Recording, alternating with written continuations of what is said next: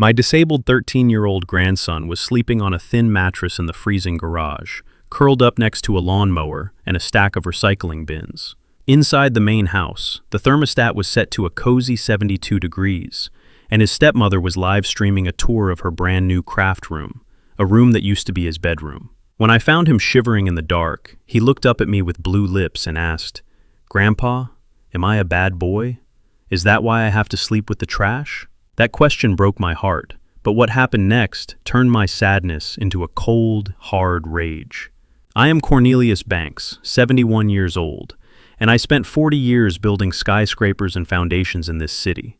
I know how to build things up, but that night, I decided to tear my daughter-in-law's perfect little world down to the ground. Before I tell you how I evicted her from the luxury life I paid for, let me know where you are watching from in the comments below. Hit like and subscribe if you believe family is about love, not about who looks good on Instagram. It was 8 o'clock on a Tuesday night in mid-January when I pulled my truck into the driveway of the colonial-style house I had purchased for my son Terrence and his wife Meredith 5 years ago.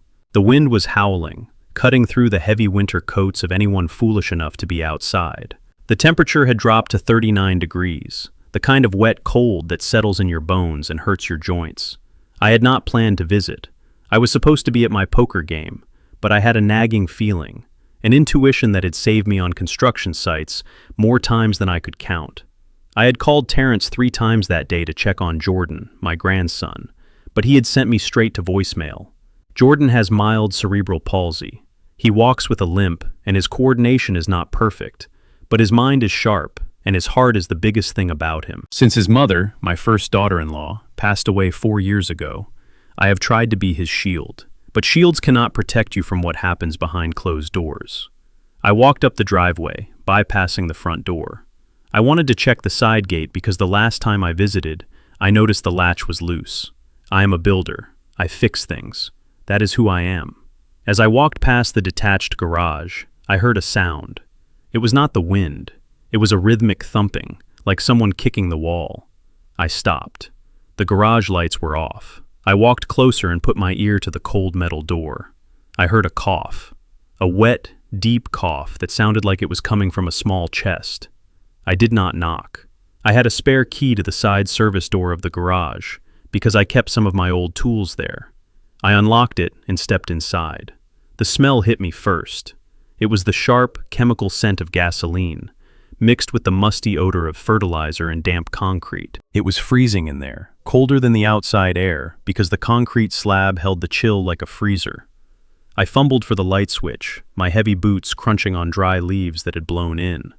The fluorescent tube flickered to life with a hum, casting a harsh, pale light over the cluttered space. And there he was, my breath caught in my throat. Tucked into the far corner, wedged between the riding lawnmower and a stack of blue recycling bins, was a dirty twin mattress on the floor. There was no bed frame, just a mattress stained with something dark, covered by a single thin fleece throw blanket.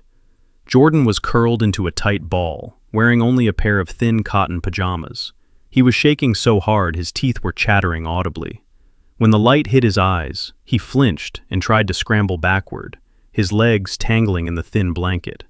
He looked terrified, not just cold, but scared. "Jordan!"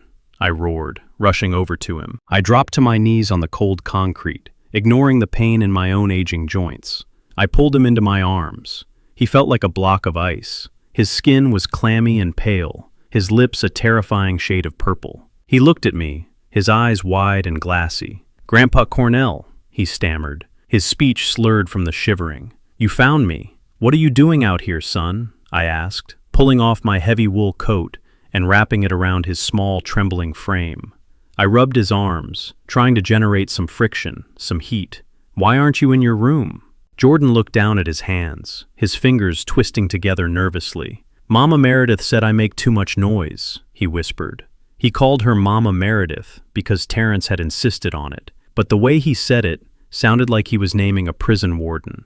She said I drool on the pillowcases and I drag my feet on the hardwood. She said only bad boys who ruin the house have to sleep in the garage, so they do not mess up the aesthetic.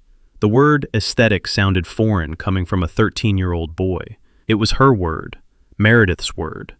"Am I bad, Grandpa?" he asked, looking up at me with tears freezing on his cheeks. "Is that why it is so cold?" I felt a rage so pure and hot it nearly blinded me.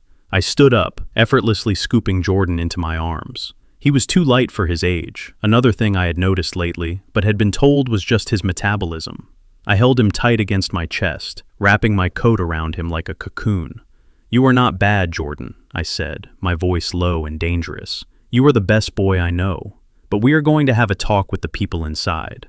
I kicked the service door open and marched across the small patch of yard to the back door of the main house.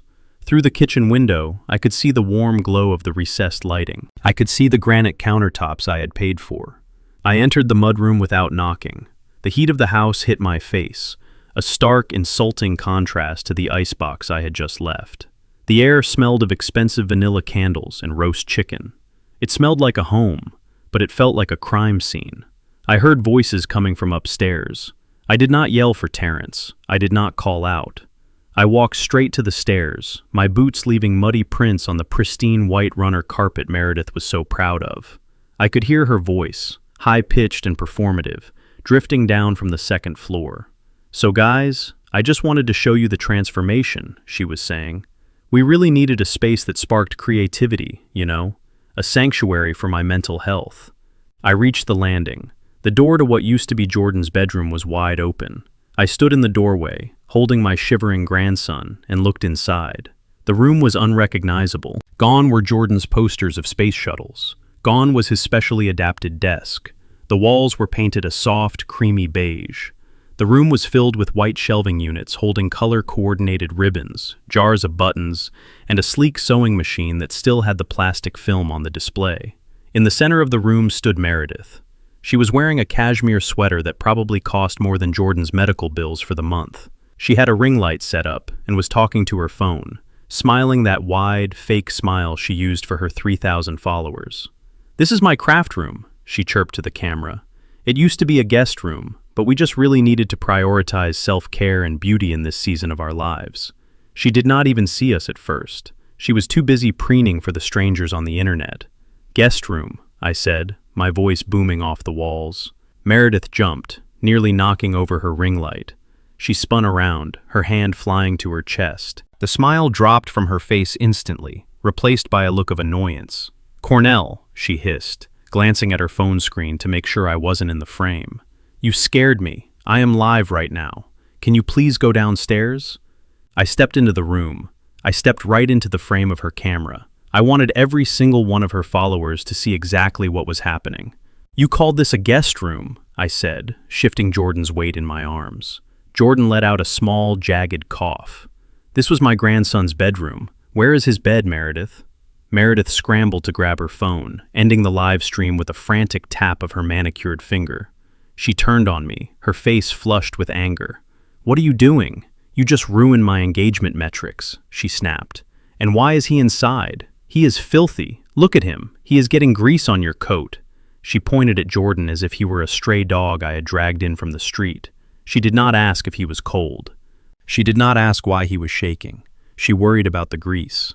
"He was sleeping in the garage, Meredith," I said, my voice shaking with the effort to not scream. "It is 39 degrees outside. He has no heat. He was sleeping on a mattress next to the trash." Meredith rolled her eyes, crossing her arms over her chest. "Oh, stop being dramatic, Cornell. The garage has a space heater. It is perfectly fine. He prefers it out there. He says it is his man cave. He said he is out there because he is a bad boy who ruins your aesthetic," I countered. "Well, he does ruin things," she shot back, her mask slipping completely.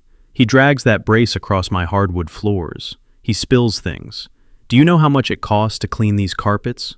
We gave him the garage so he could have his own space to be messy, without ruining the sanctuary I am trying to build for my actual children." Her actual children, Braden and Kaylee. I knew where they were. They were down the hall in their own bedrooms, warm and safe, probably playing video games on the consoles I had bought them for Christmas. "And the space heater?" I asked. "It works fine," she waved a hand dismissively. "Maybe he forgot to turn it on. He is not exactly the brightest, is he?" I had checked the heater before I picked him up. The cord was frayed and severed. It had not worked in months. She knew that. "Where is my son?" I demanded. Terrence is at the gym, she said. He needed to blow off steam. Dealing with a special needs child is exhausting, Cornell. You have no idea the toll it takes on us. We needed this room. I needed this room. I am a mother. I need a space to breathe. You are not his mother, I said coldly. And you are right. You do need space. I pulled my phone out of my pocket with one hand, holding Jordan securely with the other. What are you doing? She asked, her voice rising in panic as she realized I was pointing the camera lens at her. I am documenting the sanctuary, I said. I filmed the craft room. I filmed the expensive ribbons and the unused sewing machine. Then I turned the camera on myself and Jordan. I zoomed in on his blue lips. I zoomed in on the dirt on his cheek from the garage floor. Say hello to Meredith's followers, Jordan, I said softly. Jordan hid his face in my coat. Stop it, Meredith shrieked, lunging for my phone. You cannot film me in my own house. That is an invasion of privacy. I held the phone out of her reach. She was shorter than me, and soft from a life of never doing a hard day's work. Your privacy ended when you put my grandson in the garage like a piece of garbage, I said. And correction, Meredith, this is not your house. I turned and walked out of the room. She followed me to the landing, screaming now. If you take him, do not think you are bringing him back when he starts whining. We are not babysitting him this weekend if you take him now. I stopped at the top of the stairs. I looked back at her. She looked deranged, her expensive sweater bunching up as she clenched her fists, her face twisted in an ugly snarl. You do not have to worry about babysitting, I said. You have much bigger problems coming your way. I walked down the stairs, leaving her screaming at my back about how I was ruining her evening and how rude I was. I carried Jordan out to my truck. I buckled him into the passenger seat and blasted the heat. Grandpa, Jordan whispered as we pulled away from the house. Is Mama Meredith mad? Yes, Jordan, I said, reaching over to squeeze his freezing hand. She is very mad. Am I in trouble? No, son, I said, looking at the house in my rearview mirror, watching the lights of that warm, stolen bedroom fade into the distance. You are safe now, but they are in a lot of trouble. I drove him to my house, a modest ranch 5 miles away. I drew him a hot bath. I fed him homemade vegetable soup. I watched the color come back to his cheeks, and while he slept in the guest room, tucked under a down comforter, I sat at my kitchen table and made a plan. I did not call Terrence. I did not yell. I opened my laptop and logged into the trust fund portal. You see, Meredith liked to brag about her house, but she never bothered to read the deed. She didn't know that the house didn't belong to Terrence. It belonged to the Banks Trust, named after my late wife. And the primary beneficiary of that trust wasn't my son. It was Jordan. She had kicked the owner of the house out into the garage, and tomorrow, the landlord was coming to collect. I sat at my kitchen table watching Jordan eat. It was a simple vegetable soup, thick with carrots and potatoes, the kind my late wife Etta used to make when the weather turned foul. The steam rose from the bowl, fogging up his glasses, but he didn't stop to wipe them. He ate with a ravenous, desperate hunger that told me he hadn't had a warm meal in days. My house was modest compared to the colonial mansion I had bought for my son, but tonight it felt like a palace because it had heat. The furnace hummed a steady, comforting rhythm, a stark difference from the silence of that freezing garage. Jordan paused, his spoon hovering halfway to his mouth. His hand trembled slightly, a symptom of his condition that always worsened with stress. He looked at me with eyes that were too old for a 13-year-old boy. Grandpa, he said softly, Daddy said it was okay. I felt a muscle in my jaw jump. I kept my voice even. What did your daddy say was okay, son? He said the garage was an adventure. Jordan lowered his eyes to the broth. He said Mama Meredith was very stressed. She was crying because the house was too cluttered. She said she couldn't breathe. Daddy told me that if I slept in the garage, Mama Meredith would stop crying. He said I was helping the family. I gripped my coffee mug so hard I thought the ceramic might shatter. Helping the family. My son, a man I had raised to protect the weak, had convinced his disabled child that sleeping next to a lawnmower in near-freezing temperatures was an act of service. He had manipulated Jordan's good heart to cover for his wife's cruelty. Did your daddy check on you? I asked, dreading the answer. He came out once, Jordan said. He brought me the blanket. He said he was sorry the heater was broken, but he couldn't fix it right then because Mama Meredith needed him to hang a shelf in the craft room. He told me to be brave. Be brave. Terrence had told a shivering child to be brave, while he went back inside to hang a shelf for ribbons and buttons. I looked at Jordan, seeing the guilt on his face. He truly believed he was doing something noble. He thought he was saving his father from his stepmother's tears. "You are brave, Jordan," I said, my voice thick with emotion. "You are the bravest man I know." But fathers are supposed to protect their sons, not sacrifice them to keep the peace. Jordan nodded slowly, then went back to his soup. I watched him, and in that moment the last shred of respect I held for my son evaporated. Terrence wasn't just henpecked, he was complicit.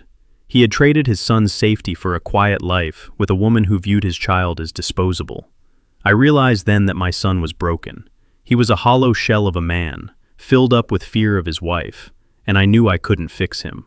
I could only defeat him. The next morning, I drove back to the house.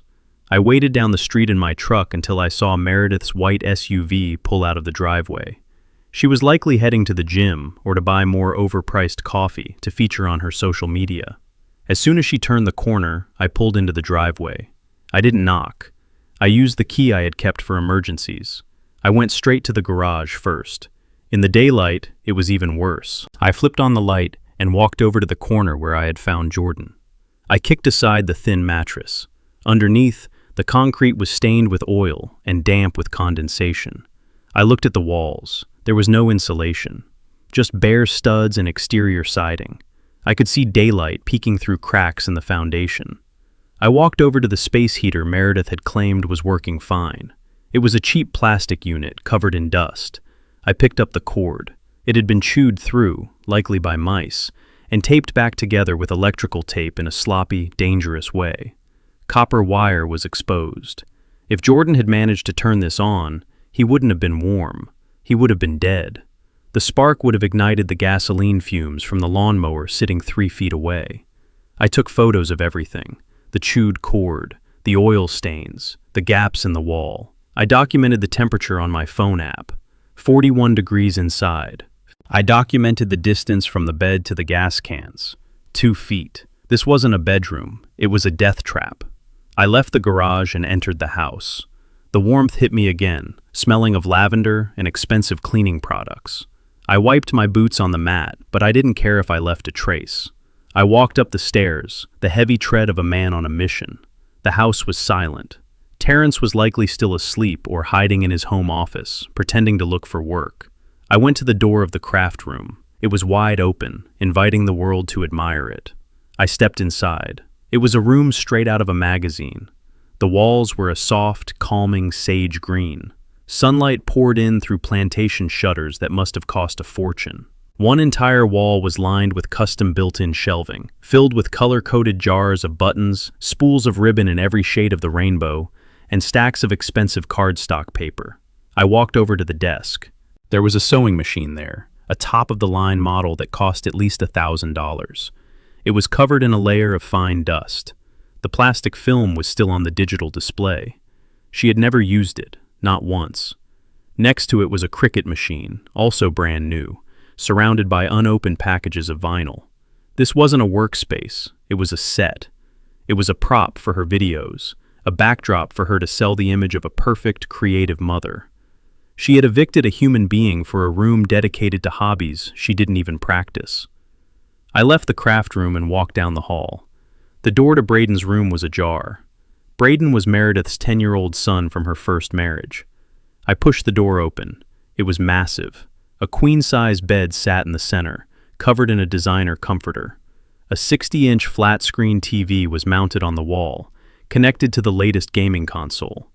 The floor was littered with expensive sneakers and brand-name clothes. I checked Kaylee's room next. She was 8. Her room was a pink princess fantasy, a canopy bed with sheer curtains, a dollhouse that was bigger than my first apartment, a walk-in closet bursting with clothes. 4 bedrooms in this house, one for Meredith and Terrence, one for Braden, one for Kaylee, and one for ribbons.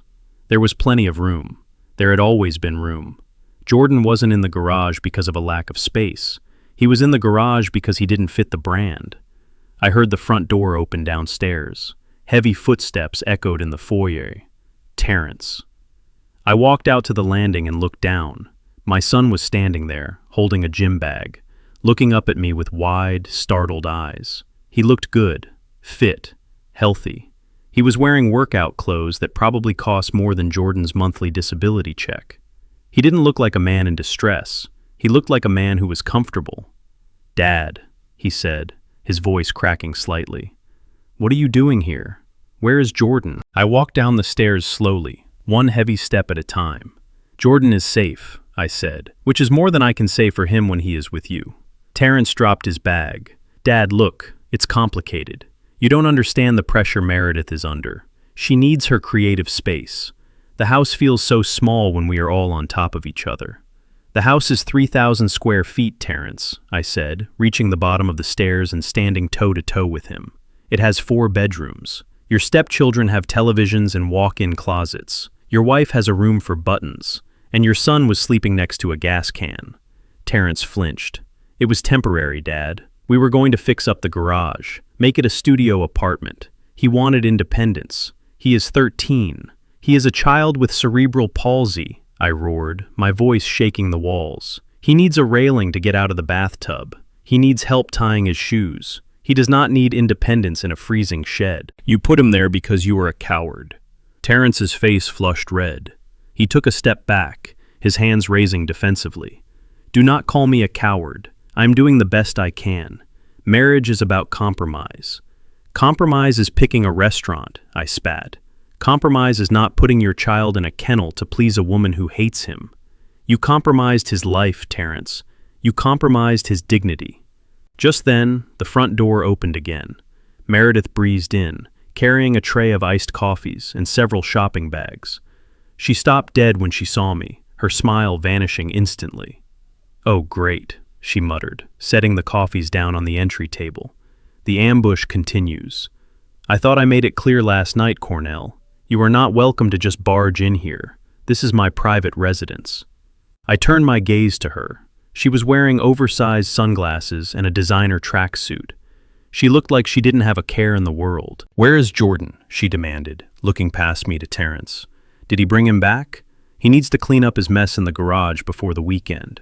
"He is not coming back," I said quietly. "Not to this house. Not while you are running it." Meredith let out a sharp, incredulous laugh. "Excuse me? You cannot just kidnap my stepson. We have custody. Terrence, tell him. Tell him to bring Jordan back right now." Terrence looked at her, then at me. He looked trapped. "Dad, please," he said weakly. "Just bring him home. We can work something out. Maybe he can sleep in the den on weekends." The den. On weekends. He was bargaining for his son's right to sleep indoors like it was a negotiation for a used car. Meredith stepped forward, her finger pointing in my face. "Listen to me, old man. I have tolerated your interference for too long. This is my house. I decorated it. I manage it. I decide who sleeps where. If I say he sleeps in the garage, he sleeps in the garage. And if you don't like it, you can leave. You have no rights here. This is our home." I looked at her finger, then at her face. Her eyes were hard and entitled. She truly believed she owned the world. She believed that because she picked out the throw pillows, she owned the deed. I let a small, cold smile touch my lips. It was the smile of a man who holds a royal flush while his opponent bets the farm on a pair of twos. "Your home," I repeated softly. "Are you sure about that, Meredith?" She blinked, confused by my tone, but not smart enough to be warned by it. "Of course I am sure. We live here. It is ours. Now get out before I call the police and tell them you kidnapped a minor." I chuckled. It was a dry, humorless sound. "Go ahead," I said. "Call them. But while you are dialing, you might want to ask Terrence whose name is actually on the title of this property." I looked at Terrence. His face went pale. He knew. He had always known, but he had conveniently forgotten to mention the details of the trust fund to his wife. He knew that the house wasn't his. He knew he was just a guest. Meredith looked at Terrence, sensing the shift in the air. "What is he talking about, Terrence?" I turned my back on them and walked to the door. I didn't need to explain it to her. The eviction notice the sheriff was bringing the next morning would explain everything in perfect legal detail. I opened the door and looked back one last time. "Enjoy the craft room, Meredith," I said. You have about 24 hours to pack all those ribbons." I walked out into the cold morning air, leaving them standing in the foyer of a house they had already lost. The next morning, the temperature had dropped another 10 degrees. The sky was a slate gray, promising snow that would cover the city in a few hours. I watched Jordan get ready for school in my guest room. He was sitting on the edge of the bed, struggling with the laces of his sneakers. I knelt to help him, and what I saw made the breath hiss through my teeth. His shoes were canvas, completely inappropriate for winter, and the soles were separating from the fabric. I could see his socks through the gap. They were thin, mismatched ankle socks, the kind you buy in a bulk bag for $5. His ankles were ash gray and dry. I stood up and went to the closet where I had hung the clothes Terrence had dropped off in a garbage bag late last night. I rifled through the items. There were 3 t-shirts that were 2 sizes too small, a pair of jeans with a broken zipper, and a windbreaker. That was it. No winter coat, no gloves, no scarf, no boots. "Where is your heavy coat, Jordan?" I asked, holding up the flimsy windbreaker. It was little more than a rain shell, unlined and useless against the biting cold. "Meredith said she forgot to buy me one this year," Jordan mumbled, not looking up. "She said I grow too fast, and it is a waste of money to buy expensive clothes that I will just ruin. She said I should layer up. Layer up with what? T-shirts that exposed his midriff." I looked at my grandson, a boy with a disability that made him prone to circulation issues, being sent out into sub-freezing temperatures in canvas shoes and a windbreaker. It wasn't just neglect, it was torture disguised as frugality. I went to my own closet and pulled out a thick wool sweater. It swallowed him whole, reaching down to his knees, but it was warm. I wrapped my own scarf around his neck 3 times. "We have to go," I said, grabbing my keys. "But we are making a stop at the department store after school. You are not walking around looking like a pauper while your stepmother buys $1,000 sewing machines." We drove to the middle school in silence. The heater in my truck was blasting, but I couldn't thaw the ice in my chest. As we pulled into the drop-off lane, I saw it. The white Range Rover. It was 2 cars ahead of us. Meredith wasn't driving. It was Terrence. He was dropping off Braden, Meredith's 10-year-old son. I watched as Braden hopped out of the luxury SUV. He looked like a catalog model for winter gear. He was wearing a brand new North Face puffer jacket, thick waterproof snow pants, and heavy-duty Sorel boots with the fur lining. He had a matching hat and gloves. He looked warm. He looked cared for. He looked expensive. The contrast was so sharp it felt like a physical blow. Terrence had bought his stepson top-of-the-line gear, while his own flesh and blood was wearing shoes with holes in them. Terrence waved at Braden, blowing him a kiss. He didn't even look in the rearview mirror to see if his other son was in line. He just pulled away, driving back to the warm house I paid for. I parked the truck and walked Jordan to the gate. I wanted to walk him all the way to his classroom, but he begged me not to. He said he was embarrassed by the big sweater. I told him he looked like a king in a robe, but he just looked down at his feet. As we approached the chain-link fence, I saw a group of boys waiting. Braden was in the center of them, holding court. He saw Jordan limping toward the gate, his leg brace clinking softly against the pavement. Braden didn't wave. He didn't say hello. He smirked. "Look who it is!" Braden shouted, his voice shrill and carrying over the noise of the idling buses. "It is the garage monster." The other boys laughed. It was a cruel, sharp sound. Jordan stopped walking. He hunched his shoulders, trying to make himself smaller inside my giant sweater. "Hey, zombie boy!" Braden yelled, stepping forward. "Did you sleep in the trash last night? You smell like gasoline. My mom says you smell like a mechanic shop." I felt a growl building in my throat, but I held back. I needed to see this. I needed to witness exactly what my grandson dealt with every day, so I could burn it all down properly. Jordan tried to shuffle past them, keeping his head down. "I am just going to class, Braden," he whispered. "Please move." Braden stepped into his path. The North Face jacket puffed out, making him look twice Jordan's size. "You do not belong inside," Braden sneered. "Mom said you belong outside. You are a monster. Monsters sleep in the cold." And then, with a casual cruelty that shocked me, Braden shoved Jordan. He didn't just bump him. He planted both gloved hands on Jordan's chest and pushed hard. Jordan's balance was always precarious. He tipped backward, his arms flailing. He hit the icy pavement hard. His heavy leg brace slammed against the concrete with a sickening crack. His glasses flew off his face and skittered across the asphalt. Laughter erupted from the group. Braden stood over him, pointing and laughing. "Look at the turtle. He cannot even get up. Go back to the garage, freak." That was enough. I moved faster than a man of 71 should be able to move. I stepped between Braden and Jordan, my shadow falling over the bully like a collapsing building. I didn't touch the boy. I didn't have to. I just stood there, 6 feet 2 inches of concrete hardened muscle and rage. Braden looked up. The laughter died in his throat. He took a stumbling step back, his eyes going wide.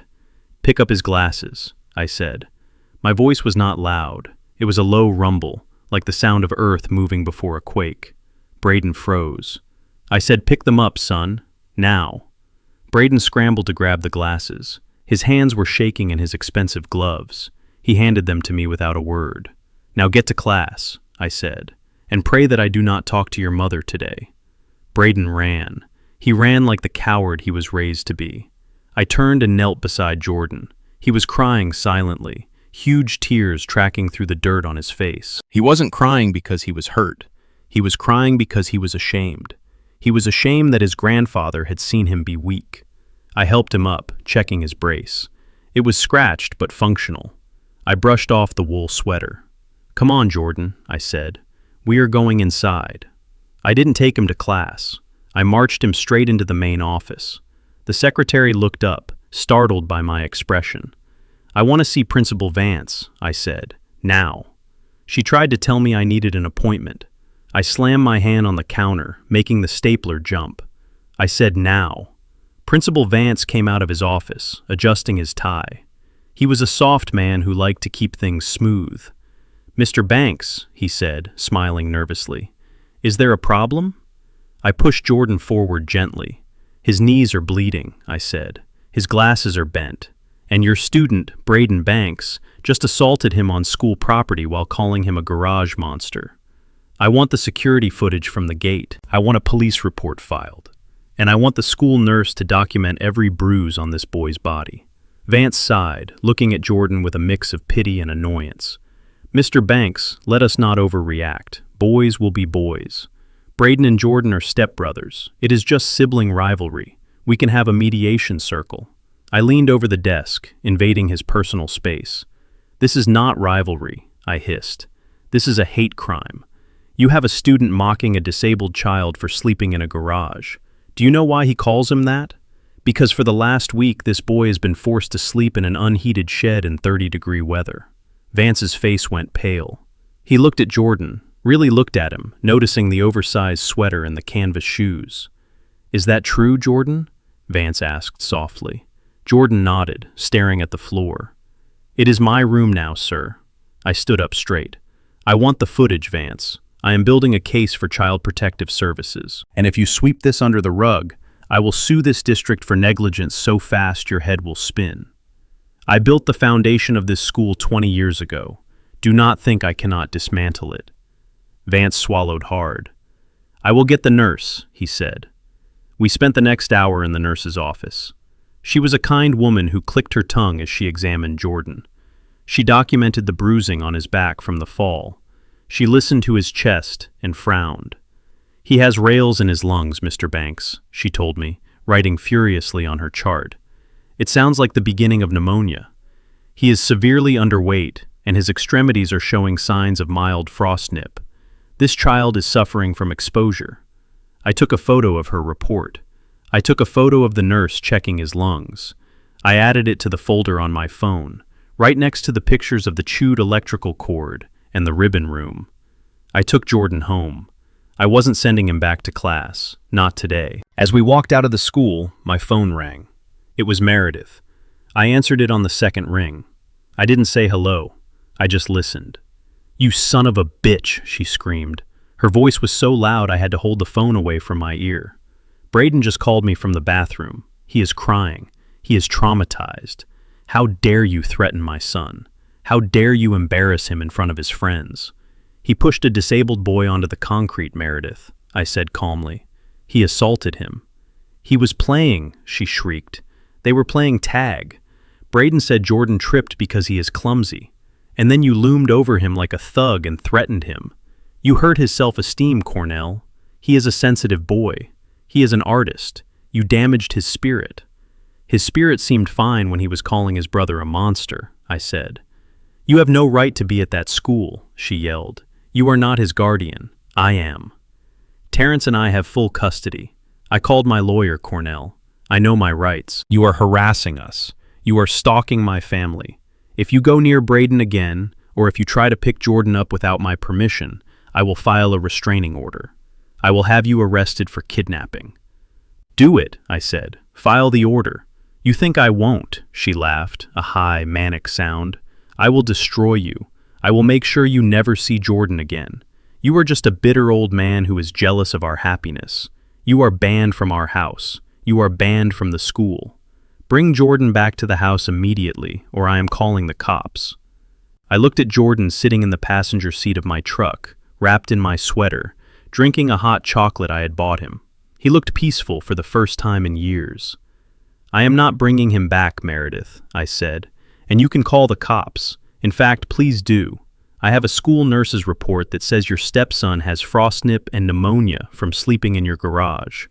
I have video footage of your son assaulting him, and I have a trust fund document that says you are living in a house you do not own."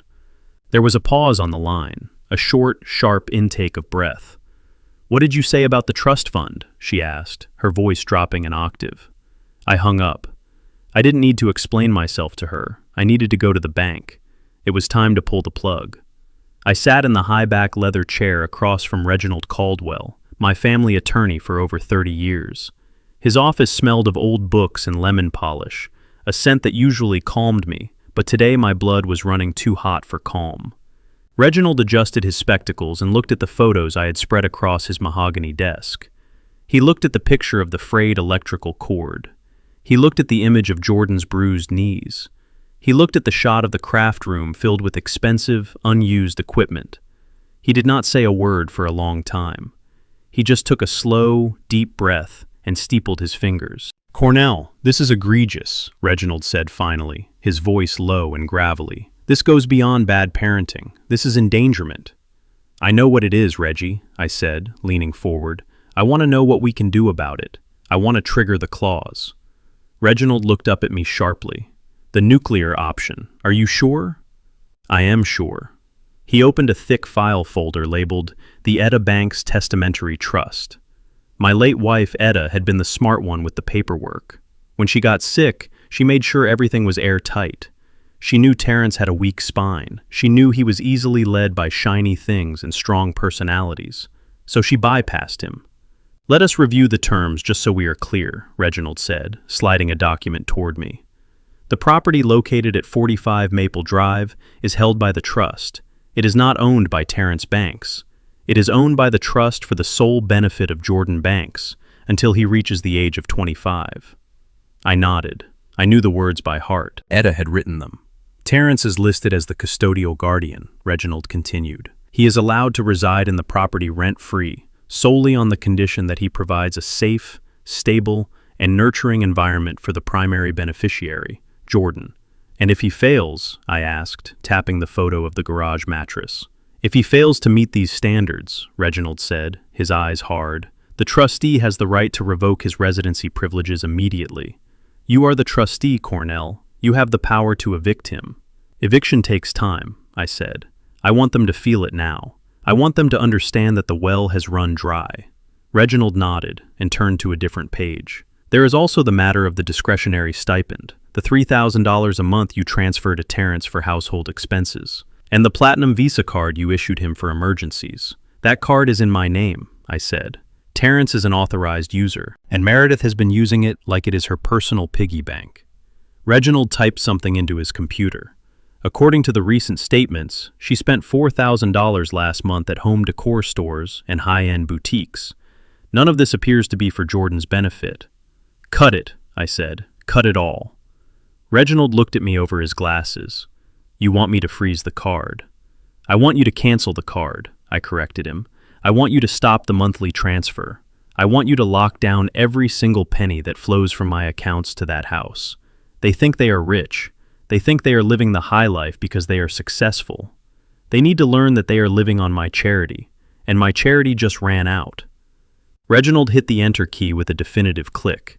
It is done. The card is dead. The transfer for this month, which was scheduled for tomorrow, has been canceled. "Good," I said, standing up. "Cornell," Reginald warned, standing up with me. "When this card declines, it is going to get ugly. Meredith is not the type of woman who handles a budget crisis with grace." I put my hat on and adjusted the brim. "I am counting on it, Reggie. I want her to show her true colors when the money stops. I want Terrence to see exactly who he married when he can no longer buy her happiness with my money." I walked out of the law office feeling lighter than I had in years. I had just fired the first shot in a war for my grandson's future. And the best part was, they had no idea the ammunition was already in the air. 5 miles away, at the exact moment Reginald hit that enter key, Meredith was standing in the checkout line at Hobby Lobby. I know this because I received the transaction alert on my phone a minute later. Attempted charge, $542. Status, declined. I can only imagine the scene, but I know Meredith well enough to paint the picture. She would have had a cart full of useless things, decorative signs that say "Gather" and "Blessed" in loopy fonts, oversized vases she didn't need, rolls of premium fabric for projects she would never start. She would be standing there, tapping her foot, impatient with the cashier, probably checking her reflection in her phone screen. The cashier would have rung everything up. The total would have flashed on the screen. Meredith would have handed over the heavy metal platinum Visa card with a dismissive wave of her hand, not even looking at the employee. Then the machine would have made that terrible, buzzing sound. "I'm sorry, ma'am," the cashier would say. "It says declined." Meredith would laugh. "That is impossible. Run it again. It's a platinum card. There is no limit." The cashier would try again. Beep, declined. Now the line behind her would be getting restless. People shifting their weight, sighing, checking their watches. Meredith hated to be embarrassed. She hated to look like she didn't belong. "Try it one more time," she would snap, her voice getting shrill. "Your machine must be broken. Do you know how much money we spend here?" Beep, declined. Pick up card. "Ma'am, do you have another form of payment?" the cashier would ask, her voice flat and tired. Meredith didn't have another form of payment. Her personal cards were maxed out. Terrence's personal account was overdrawn because they spent everything they had on appearances. They lived entirely on the float of my credit card. I bet she turned red. I bet she started shouting about customer service and incompetent systems.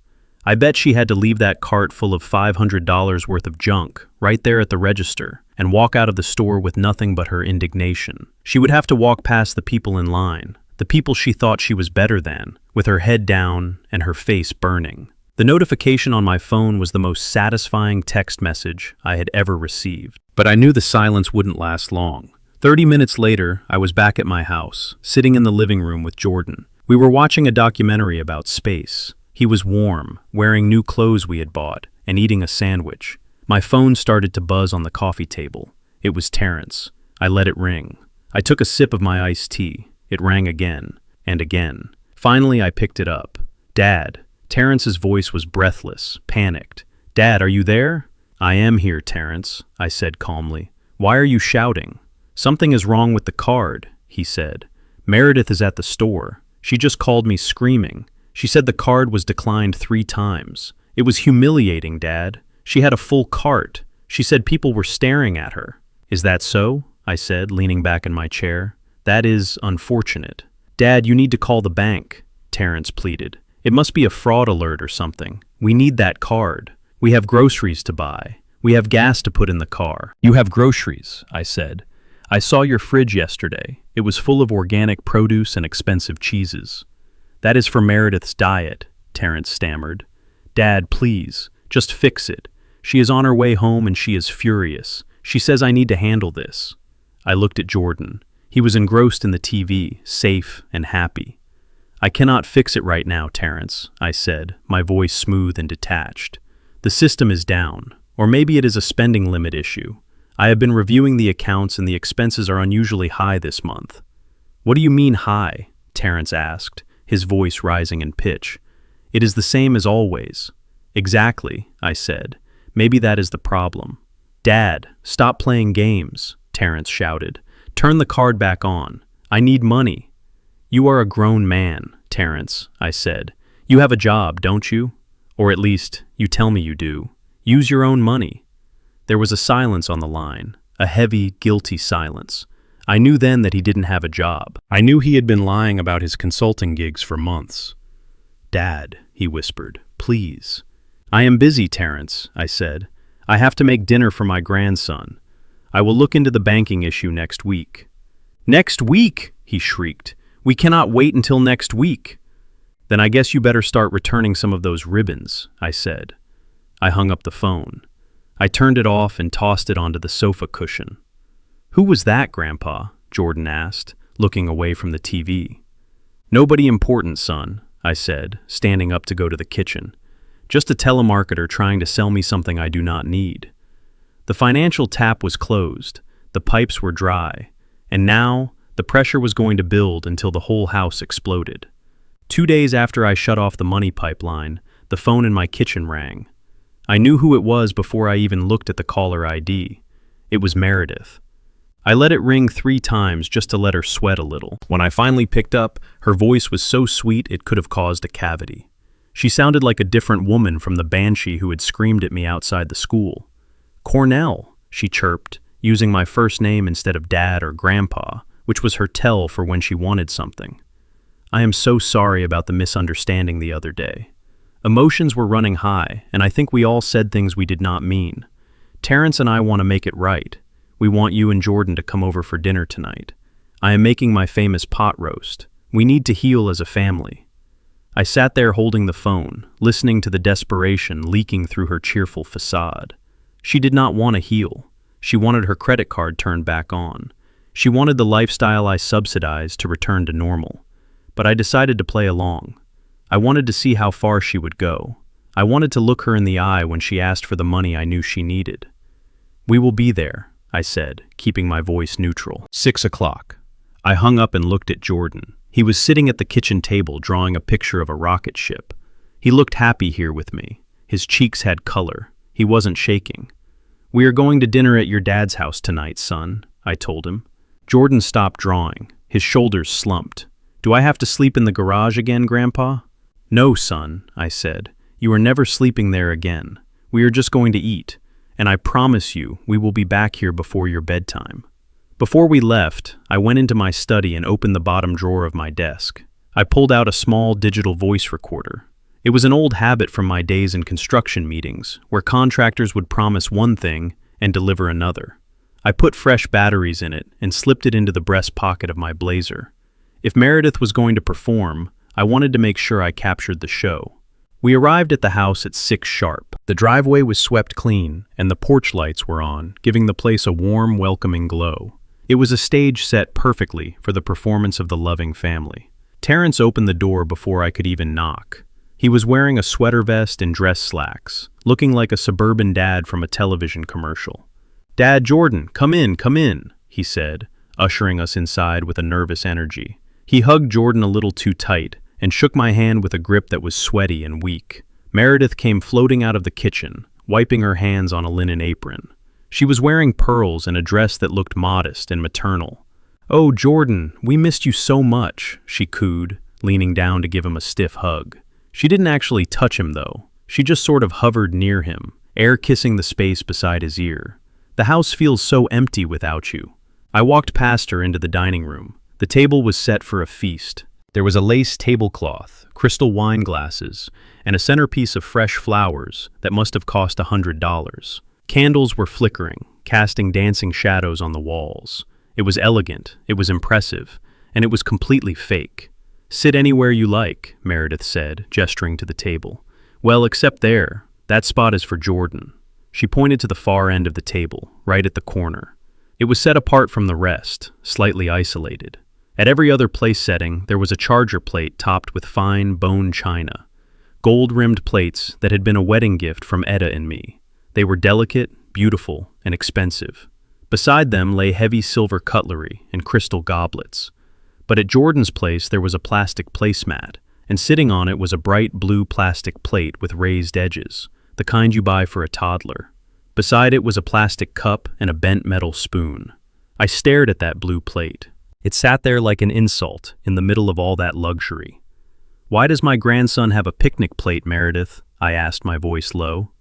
Meredith laughed lightly, pouring wine into my glass. "Oh, Cornell, you know how he is. His hands shake. We do not want him to accidentally break the good china. It is a safety precaution, really. We do not want him to cut himself if a plate shatters."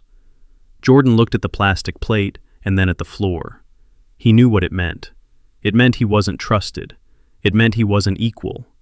He sat down silently, his small body shrinking in the chair.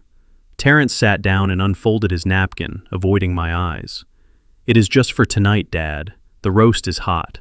Let us just eat." Meredith brought out the food. It was a production. The pot roast was on a silver platter surrounded by roasted vegetables. There were homemade rolls and mashed potatoes. She served everyone, putting huge portions on the china plates. When she got to Jordan, she scooped a small amount onto his plastic dish like she was feeding a pet. So Cornell Meredith began taking a sip of wine. "We have been doing a lot of thinking since you took Jordan. We realized that maybe the garage was not the best solution. It was just a temporary fix, you know, because we are so cramped for space." I cut a piece of meat slowly. 4 bedrooms, I said. 3,000 square feet. Cramped. "Yes, well, boys need their own space," Meredith continued undeterred. "And Jordan has special needs. He needs a space that is accessible. That is why Terrence and I have come up with a wonderful plan. A renovation." I chewed the meat. It was dry. "A renovation," I repeated. "Yes," Terrence jumped in, eager to please. "We want to build an addition off the back of the house. A suite just for Jordan. It would have a bedroom, a handicap-accessible bathroom, maybe even a little kitchenette. It would be perfect for him. He would be close to the family, but he would have his independence." It sounded nice. It sounded thoughtful. If I didn't know them, I might have been moved. "And how much would this addition cost?" I asked. "Well, contractors are expensive these days," Meredith said, sighing dramatically. "We got a few quotes. It is looking like it will be around $100,000. I nodded slowly. "That is a lot of money, especially for a couple who just had their credit card declined at a craft store." Meredith's smile faltered, but she recovered quickly. "That is why we wanted to talk to you. We can get a construction loan, but the bank requires a co-signer. Since the house is technically in the trust, they need your signature. And, well, we were hoping you might contribute to the down payment, for Jordan's sake." "For Jordan's sake." She smiled at me, her teeth white and predatory. "You want $100,000 to build a room for Jordan?" I asked. "Yes," Meredith said, leaning forward. "It is the only way we can bring him home comfortably. We just want him to be happy, Cornell." I reached into my pocket and pulled out my phone. I unlocked it and opened the browser. I had done my homework. I knew exactly what Meredith had been posting on her private Pinterest board, the one she thought I didn't know about. "Is this the addition?" I asked, turning the phone so she could see the screen. It was a blueprint, but it wasn't a handicap-accessible suite. It was a design for a luxury sunroom, with floor-to-ceiling glass windows leading out to an in-ground saltwater pool. The caption on her pin read, "My Dream Oasis Summer Project." Meredith turned pale. "Where did you get that?" "I have eyes, Meredith," I said, "and I have friends in the permitting office. I know you filed a permit application last week. It was not for a bedroom. It was for a pool and a patio. You want me to sign a loan for $100,000 so you can swim while my grandson rots in a garage?" Terrence choked on his wine. "Dad, that is not true. We changed the plans." "Stop lying," I roared, slamming my fist onto the table. The silver cutlery jumped. The wine in the glasses rippled. Jordan flinched, dropping his plastic spoon. "You invited me here to lie to my face," I said, my voice rising with every word. "You feed my grandson on plastic like he is a dog, while you eat off the china I bought you. You ask for money for a pool and use his disability as the bait." "Cornell, please," Meredith hissed, looking at her children who were watching with wide eyes. "You are making a scene." "You want a scene?" I asked. I stood up. I picked up my china plate, heavy with roast beef and potatoes. It was beautiful porcelain etched with gold leaf. You are worried about him breaking a plate, I said, holding it up. You are worried about the cost of a dish. I hurled the plate onto the floor. It smashed with a spectacular crash, exploding into 1,000 shards of white and gold. Gravy splattered onto the expensive rug. Braden screamed. Meredith gasped, jumping out of her chair. "My china!" she shrieked. "You crazy old man, you broke my china." "It is not your china," I yelled. "It is mine. Everything in this house is mine. The table, the chairs, the roof over your head. And you treat the person who actually owns it all like he is garbage." I walked over to Jordan, who was trembling in his chair. I gently took the plastic plate from in front of him. I picked it up and tossed it onto the floor next to the broken porcelain. It bounced harmlessly with a hollow clatter. "You see that, Meredith?" I asked, pointing to the mess. "That plastic plate survived. It is cheap, but it did not break. But the china, the fancy, expensive china, is shattered." I pulled Jordan out of his chair and wrapped my arm around him. "Plates can be bought," I said, looking her dead in the eye. "You can buy new dishes. You can buy new rugs. But character, Meredith, character cannot be bought, and yours is broken beyond repair." I looked at Terence, who was sitting with his head in his hands. "I am done, Terence," I said. "The dinner is over, the money is over, and this charade is over." I guided Jordan toward the door, stepping over the broken pieces of my past generosity. "Wait," Meredith screamed, running after us. "You cannot just leave. We need that loan. The bank is going to foreclose on the construction deposit if we do not sign by Friday." "Then I guess you are losing the deposit," I said without looking back. I opened the front door and walked out into the night. The air was cold, but it felt clean. Behind me, I could hear Meredith screaming at Terence, blaming him for the disaster. I could hear the sound of a family falling apart. But as I buckled Jordan into the truck, he looked at me and smiled. "You broke the plate, Grandpa," he whispered. "I did, son," I said, starting the engine. "Sometimes you have to break things to fix them." We drove away, leaving the house of lies behind us. I knew the next step would be ugly. I knew they would fight. But I also knew I had something they didn't. I had the truth. And come Monday morning, I was going to use it to bury them. I did not sleep that night.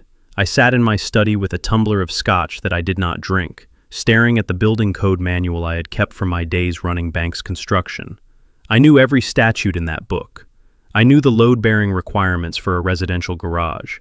I knew the electrical codes for outbuildings. And I knew for a fact that what Terence had done to run power to that space heater was not just sloppy, it was criminal. At 6 in the morning, I picked up my phone. I scrolled past the missed calls from Terence and dialed a number I hadn't used in 5 years. It belonged to Marcus Big Mike Henderson, the current head of the city building and safety department. We had come up together as foremen in the 80s. He was a man who respected concrete and hated shortcuts. "Mike, it is Cornell," I said when he answered, his voice gravelly with sleep. "Cornell Banks," Mike rumbled. "To what do I owe the pleasure at this ungodly hour?"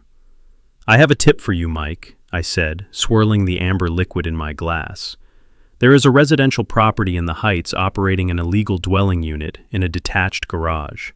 Unpermitted electrical work, fire hazards, and I suspect there are structural issues with the foundation." Mike paused. "The Heights? That is a nice neighborhood, Cornell. Who is the owner?" "The Etta Banks Trust," I said. "But the current occupant is my son Terence." There was a heavy silence on the line. "You are reporting your own son, Cornell?" "I am reporting a safety violation, Mike," I said, my voice hard. "There is a child living in that garage, a disabled child, and I want it condemned before the roof caves in or the whole thing goes up in smoke." I heard the rustle of sheets as Mike sat up. "Give me the address, Cornell. I will send a team over first thing." I gave him the address and hung up. I felt no guilt. I felt only the cold clarity of a demolition expert setting the charges. I wasn't destroying their home. I was exposing the rot in the foundation so we could clear the site. At 7:15, I parked my truck down the street from the colonial house. I wanted to watch. I needed to see the moment reality came knocking on Meredith's door. The street was quiet, the morning mist clinging to the manicured lawns. It was the perfect picture of suburban peace, until 2 white city vans with orange light bars pulled up to the curb. 4 inspectors got out wearing hard hats and high-visibility vests. They carried clipboards and laser measures. They looked like an invading army. One of them banged on the front door with a heavy, authoritative fist. It took 3 minutes for the door to open. Meredith appeared in a silk robe, her hair in curlers, looking disoriented and furious. I couldn't hear what she said, but I saw her pointing a finger at the lead inspector. She was trying to pull rank, trying to use her influencer voice on a man who cared more about rebar than follower counts. The inspector didn't flinch. He handed her a piece of paper, likely a warrant or an inspection notice, and signaled his team. 2 men marched past her into the house. 2 others headed straight for the garage. Meredith stood on the porch, screaming. She pulled out her phone, probably trying to call Terrence or her lawyer. But the inspectors were already at work. I watched as they cut the padlock on the garage door. They rolled it up, revealing the squalor inside. Flashlights cut through the gloom. I saw them taking photos, flash after flash illuminating the oil stains, the thin mattress, the chewed cords. Then I saw Terrence run out of the house. He was wearing boxer shorts and a t-shirt, looking small and terrified. He ran to the garage, trying to block the inspectors. I saw him waving his hands, pleading. One of the inspectors, a big man who looked like he ate bricks for breakfast, stepped into Terrence's space and handed him a citation. It was a bright red piece of paper, a stop work order, a condemnation notice. I rolled down my window to listen. The morning air carried their voices. $5,000. Terrence shrieked, his voice cracking. You cannot fine me $5,000. We did not know. Ignorance of the code is not an exemption, sir, the inspector boomed. This wiring is a death trap. You have an extension cord spliced into the main breaker box with duct tape. You have black mold growing up the drywall because there is no vapor barrier. This structure is immediately condemned for habitation. Condemned? Meredith screamed, running down the driveway in her slippers. You cannot condemn our property. We are renovating. You are housing a minor in a utility shed, ma'am, the inspector said, turning on her. We found the bedding. We found the school books. This is a violation of occupancy codes, fire codes, and basic human decency. You have 24 hours to remove all personal items before we padlock this structure. And if I see anyone sleeping in here again, I am calling the police and having you both arrested for child endangerment. Meredith went pale. Arrested? Yes, ma'am, the inspector said. Now please step back while we finish documenting these violations. I watched as they slapped a large orange sticker on the garage door. Uninhabitable. It was the scarlet letter of the construction world. It meant you had failed. It meant you were dangerous. Terrence sat down on the driveway, his head in his hands. He looked defeated. Meredith, however, was not defeated. She was pivoting. I saw the look in her eyes change from fear to calculation. She looked at the inspectors, then at the neighbors who were starting to come out onto their porches to watch the show. She ran back into the house. 5 minutes later, she came out fully dressed in a tracksuit, her hair brushed her face, made up. She was holding her phone, mounted on a stabilizer. She walked right up to the orange sticker and hit record. Guys, I am literally shaking right now, she said into the camera, her voice trembling with a practiced fragility. I do not even know where to start. We just woke up to the city pounding on our door like we are criminals. They are fining us $5,000 because we were trying to create a safe space for our son. She wiped a fake tear from her cheek. It is harassment, plain and simple, and I know who is behind it. My father-in-law has deep connections in this city. He is a wealthy, powerful man who has never liked me because I come from a humble background. He is using his influence to terrorize a young, struggling family. I gripped the steering wheel, watching her spin the narrative. She wasn't just lying. She was weaponizing her victimhood. We are just trying to survive, she sobbed into the lens. Terrence lost his job months ago, and we have been too proud to ask for help. We are trying to renovate this house ourselves to make room for everyone, and instead of helping us, his father sends the city to shut us down. He wants us to be homeless. He wants to break us. She turned the camera to Terrence, who was still sitting on the concrete, looking pathetic. Look at my husband, she whispered. He is broken. His own father is doing this to him. Please, guys, if you can spare anything, we have a link in my bio. We need to pay these fines or they are going to take our home. We are being targeted by the corrupt elite. Please help us fight back." She ended the video and immediately started typing furiously, posting it, sharing it, tagging local news stations, tagging me. My phone started buzzing instantly. Notifications from Facebook, Instagram, and Twitter. People I didn't even know were commenting on her post. "This is disgusting. How can a grandfather do this? Eat the rich.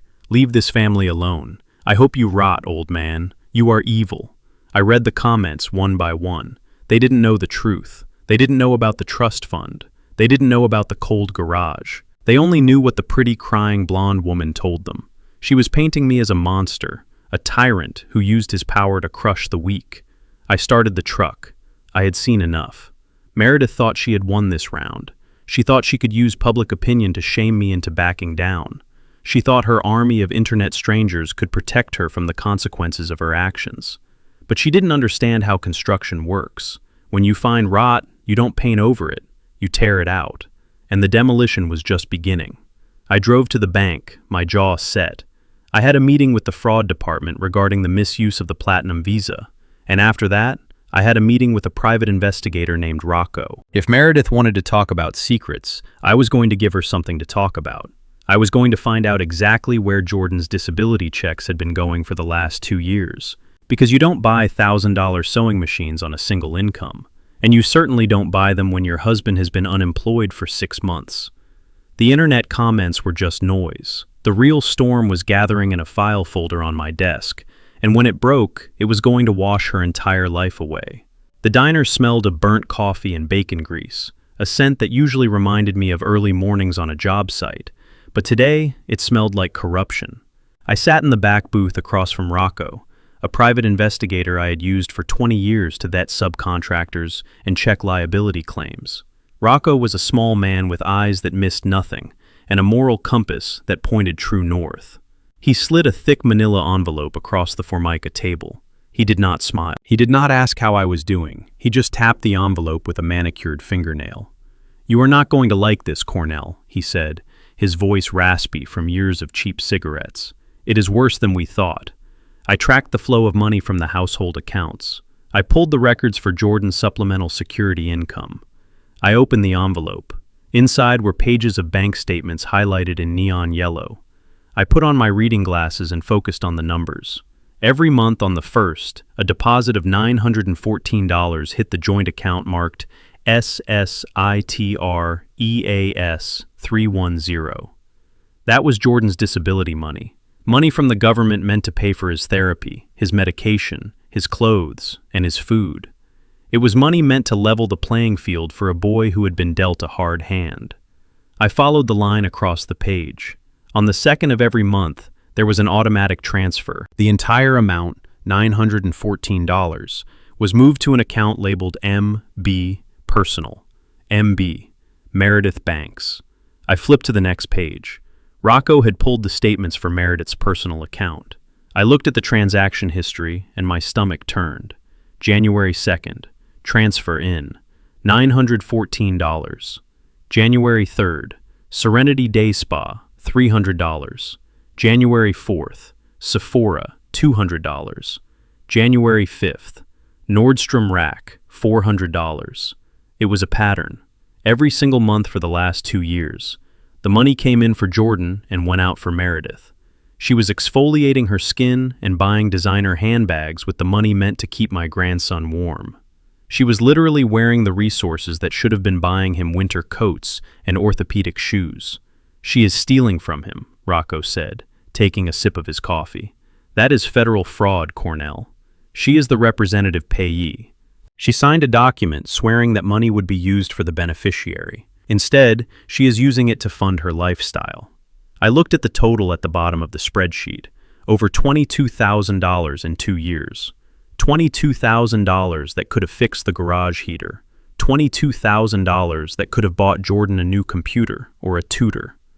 "Does Terrence know?" I asked, my voice sounding hollow in my own ears. Rocco flipped to the last page. Here is the joint account statement. Terrence logs in every week. He sees the deposit. He sees the transfer. He has to sign off on the tax documents. He knows Cornell. He has known the whole time. I closed the folder. The rage I felt wasn't the hot, explosive anger I had felt at the house. This was cold. It was the heavy, crushing weight of a collapsing building. My son wasn't just a coward. He was a thief. He was an accomplice to the abuse of his own child. I paid Rocco and walked out of the diner. The winter sun was bright and blinding, but I saw nothing but red. I got in my truck and drove to the darkest dive bar in the city, the Iron Horse. It was a place where men went to drink when they didn't want to be found, where the air was thick with shame and sawdust. I knew Terrence would be there. I knew he wasn't at work because Rocco had told me he had been fired 6 months ago for filing false expense reports. I found him in a booth in the back, nursing a beer at 11 in the morning. He looked small. His shoulders were hunched. His expensive sweater vest looked out of place among the bikers and day drinkers. He looked up when I shadowed his table. His eyes were bloodshot, and he flinched as if he expected me to hit him. "Dad," he stammered, "what are you doing here?" "Get up," I said. "Dad, please, not here." I reached down and grabbed him by the collar of his shirt. I hauled him up out of the booth. He stumbled, his legs weak. I dragged him out the back door into the alley where the dumpsters were. It was cold, and it smelled of garbage. It was fitting. I threw the manila envelope at his chest. The papers scattered across the wet pavement. "Pick it up," I commanded. Terrence scrambled to gather the papers. He saw the highlighted lines. He saw the spa charges. He saw the theft laid out in black and white. He started to cry. It was a pathetic mewling sound. "I can explain, Dad," he sobbed, clutching the damp papers. "Explain," I roared. "Explain how you let that woman steal $20,000 from your crippled son.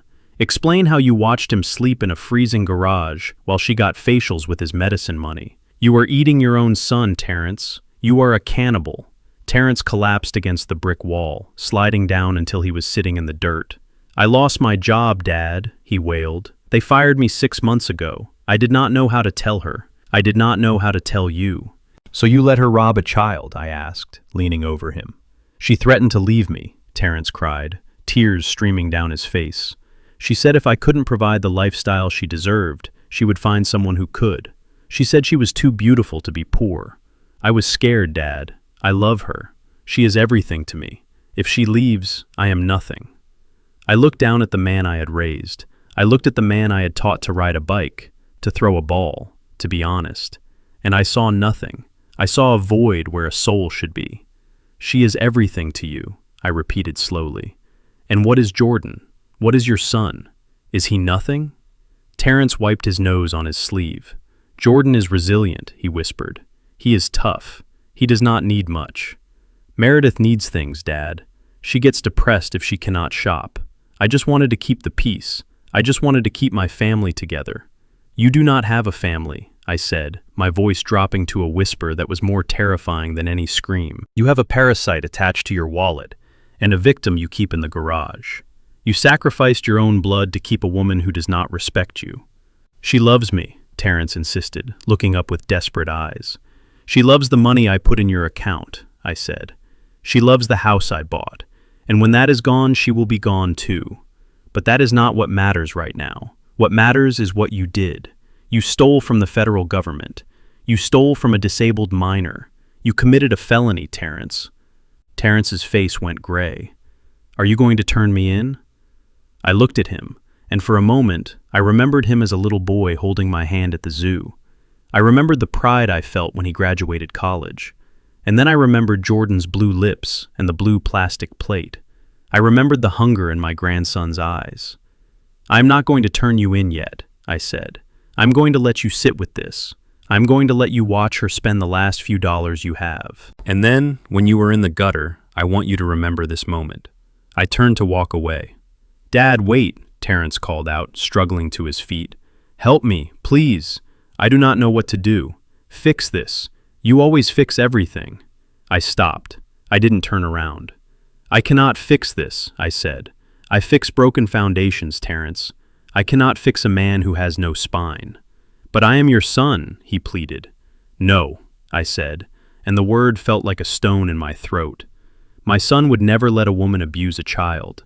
My son would have worked 3 jobs to buy a winter coat. My son had honor. I turned my head slightly, just enough to see him one last time. "You chose your wife, Terrence. You chose a devil because she was pretty, and she let you feel like a big man while she spent my money. You made your choice. Now you have to live with it. I am done, I said. I am not your father anymore. I am Jordan's grandfather.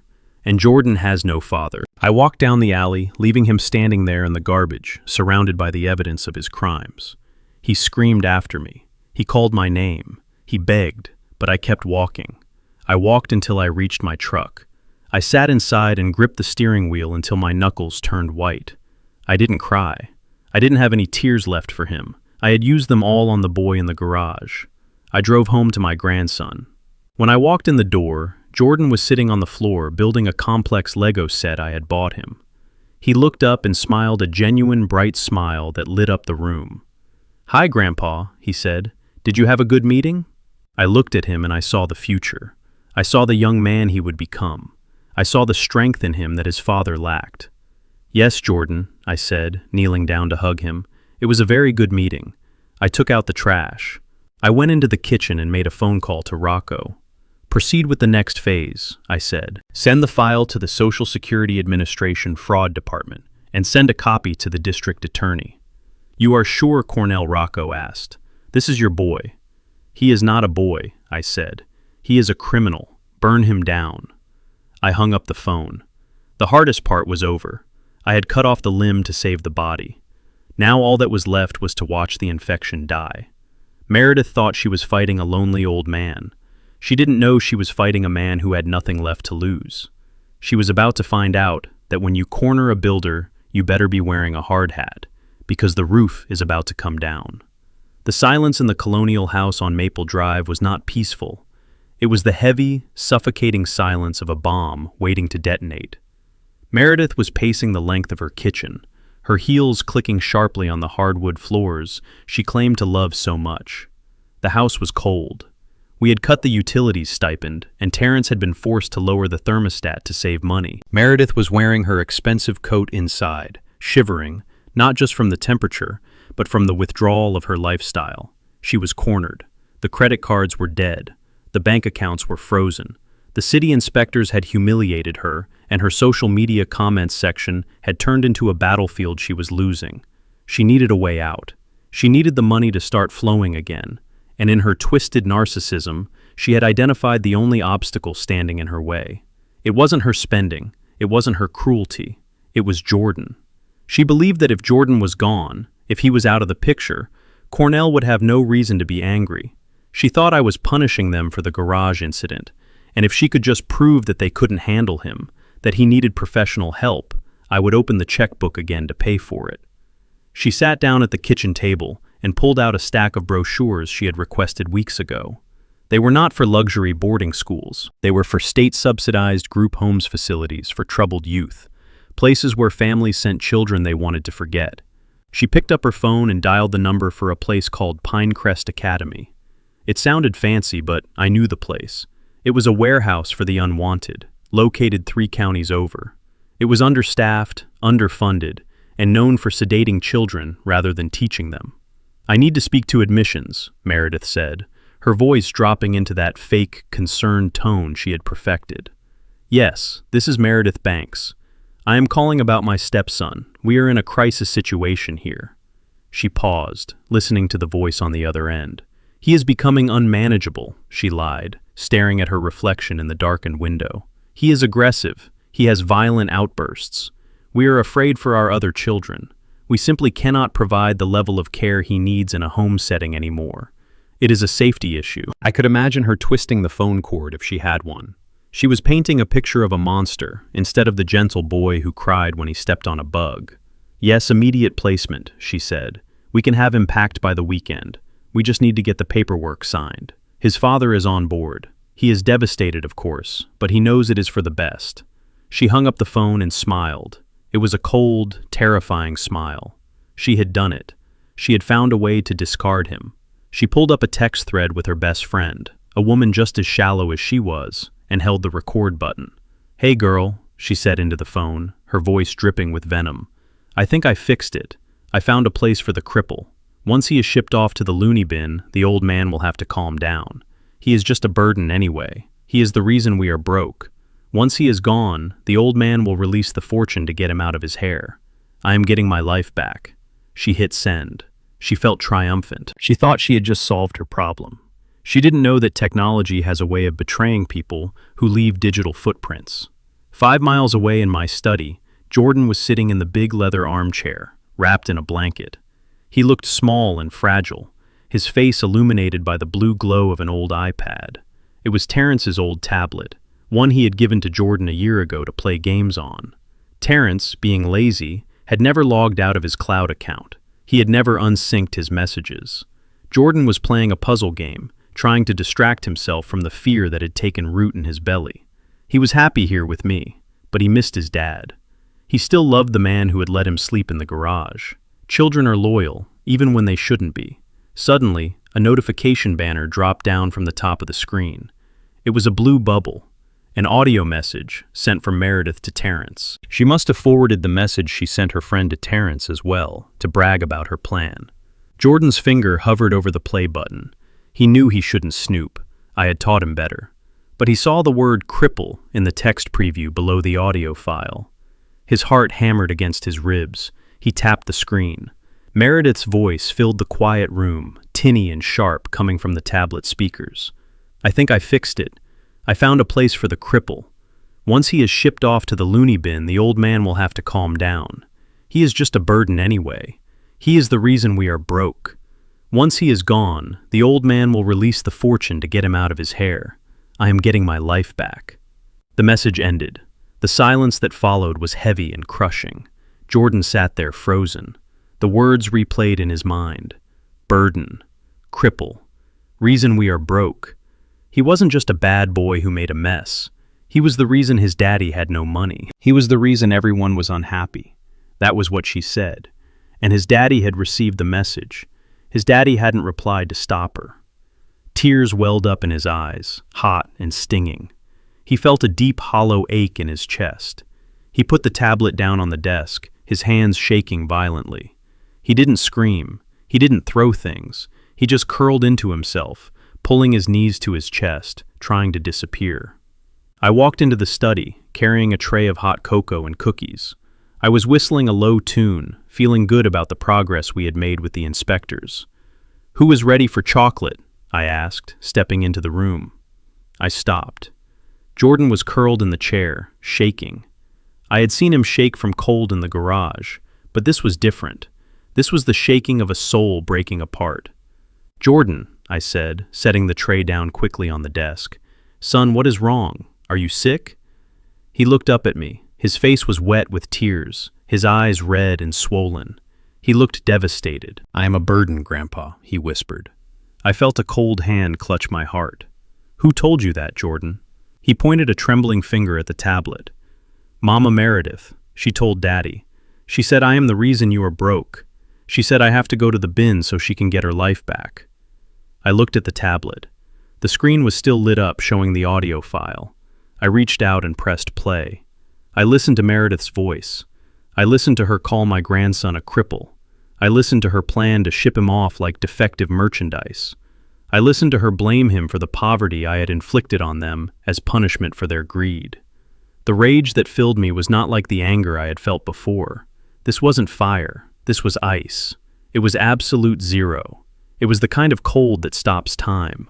"She is sending me away," Grandpa Jordan sobbed. "She is going to put me in a home. Daddy is going to let her." I picked up the tablet. I saved the audio file. I emailed it to myself. I emailed it to Reginald. I emailed it to Rocco. "No, son," I said, my voice low and steady. "She is not sending you anywhere." I sat down on the edge of the chair and pulled Jordan into my arms. He buried his face in my shirt, crying the kind of hopeless tears that no child should ever have to cry. "She is a liar, Jordan," I told him, stroking his hair. "You are not a burden. You are the light of my life. You are the only reason I wake up in the morning. And you are the richest boy in this city. You just do not know it yet." "Rich?" Jordan asked, sniffling. "Yes, rich," I said, "and powerful, and loved." I held him until he stopped shaking. I held him until he fell asleep, exhausted by his grief. I carried him to his bed and tucked him in. I stood in the doorway watching him sleep, and I made a promise to his mother in heaven. I went back to my study. I poured myself a glass of water. My hands were steady. My mind was clear. I picked up my phone and dialed Reginald Caldwell. It was 9 o'clock at night, but I knew he would answer. "Reginald," I said when he picked up. "Cornell, is everything all right?" "No, Reginald," I said. "Nothing is all right. But it is about to be final." "What has happened?" "I have a recording," I said. "Meredith is planning to commit Jordan to a state facility against his will, to extort money from the trust. She called him a cripple. She admitted her motive is financial gain." There was a silence on the line, then the sound of Reginald exhaling slowly. "That is abuse, Cornell. That is conspiracy." "I know what it is," I said. "I want you to execute the document." "Clause 7, Reginald asked, his voice serious. "Clause 7, I confirmed. Clause 7 was the fail-safe. Etta had written it into the trust with her own hand. It stated that if the custodial guardian ever attempted to harm, exploit, or abandon the beneficiary, the trustee had the unilateral power to revoke all guardianship rights and property privileges immediately, without a court order. It was the eviction notice. It was the end of the road. "I want the papers drawn up tonight," I said. "I want the sheriff on standby." "Cornell, this will make them homeless," Reginald warned. "They made my grandson homeless in his own house," I said. "They put him in a garage. Now they want to put him in an institution. I am just returning the favor." "I will have the papers ready by morning," Reginald said. "When do you want to serve them?" "Tomorrow," I said. "Meredith is throwing a party. She posted about it online. A birthday party for her daughter. She wants to show the world what a good mother she is." "You are going to serve them at the party?" Reginald asked. "No," I said, a grim smile touching my lips. "I am not just going to serve them. I am going to show the guests exactly who she is. I am going to play this recording. I am going to show the video of the garage. I am going to burn her reputation to the ground while she watches." "It is brutal, Cornell. It is justice, Reggie," I said. "Prepare the paperwork and call the sheriff. I want him waiting at the gate." I hung up the phone. I looked at the tablet sitting on my desk. Meredith thought she had found a solution. She thought she was clever. She didn't realize that by sending that message she had just signed her own eviction notice. I turned off the lights in the study. The house was quiet. Tomorrow there would be noise. Tomorrow there would be screaming. But tonight, there was only the silence of a plan falling perfectly into place. I went to check on Jordan one last time. He was sleeping soundly. "Sleep well, son," I whispered. "Tomorrow the monsters go away forever." Saturday arrived with a deceptive brightness.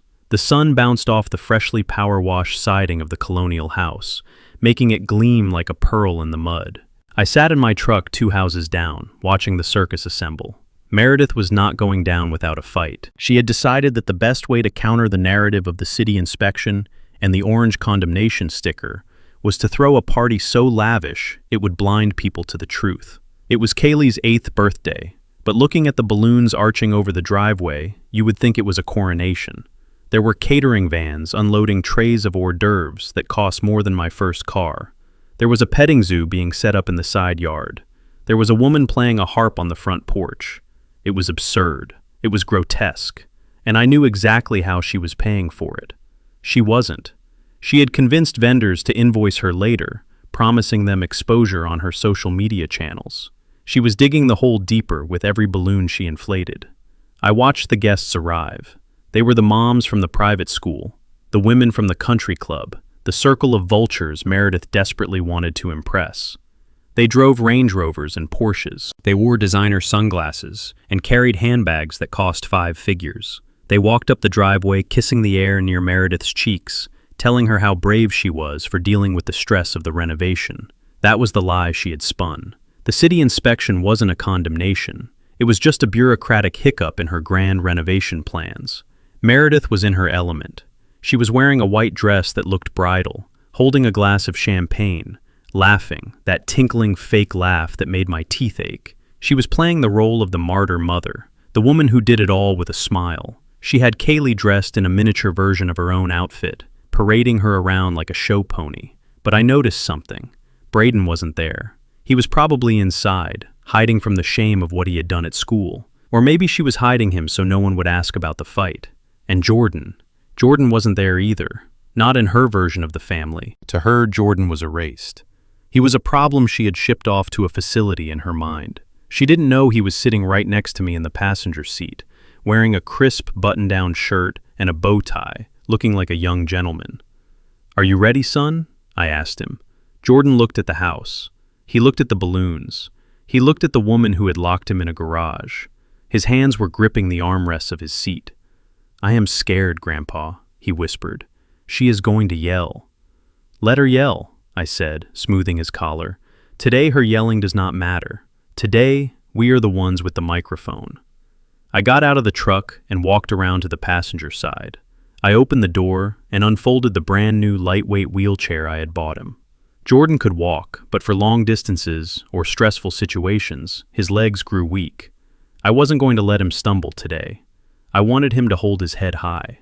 I lifted him into the chair and tucked a plaid blanket around his legs. "You look like a boss," I told him. I put on my suit jacket. It was a charcoal gray wool, tailored to fit my broad shoulders. I adjusted my silk tie. I looked like what I was, a man who built empires, a man who owned the ground he walked on. We rolled down the sidewalk. The sound of the harp grew louder. The chatter of the guests drifted toward us.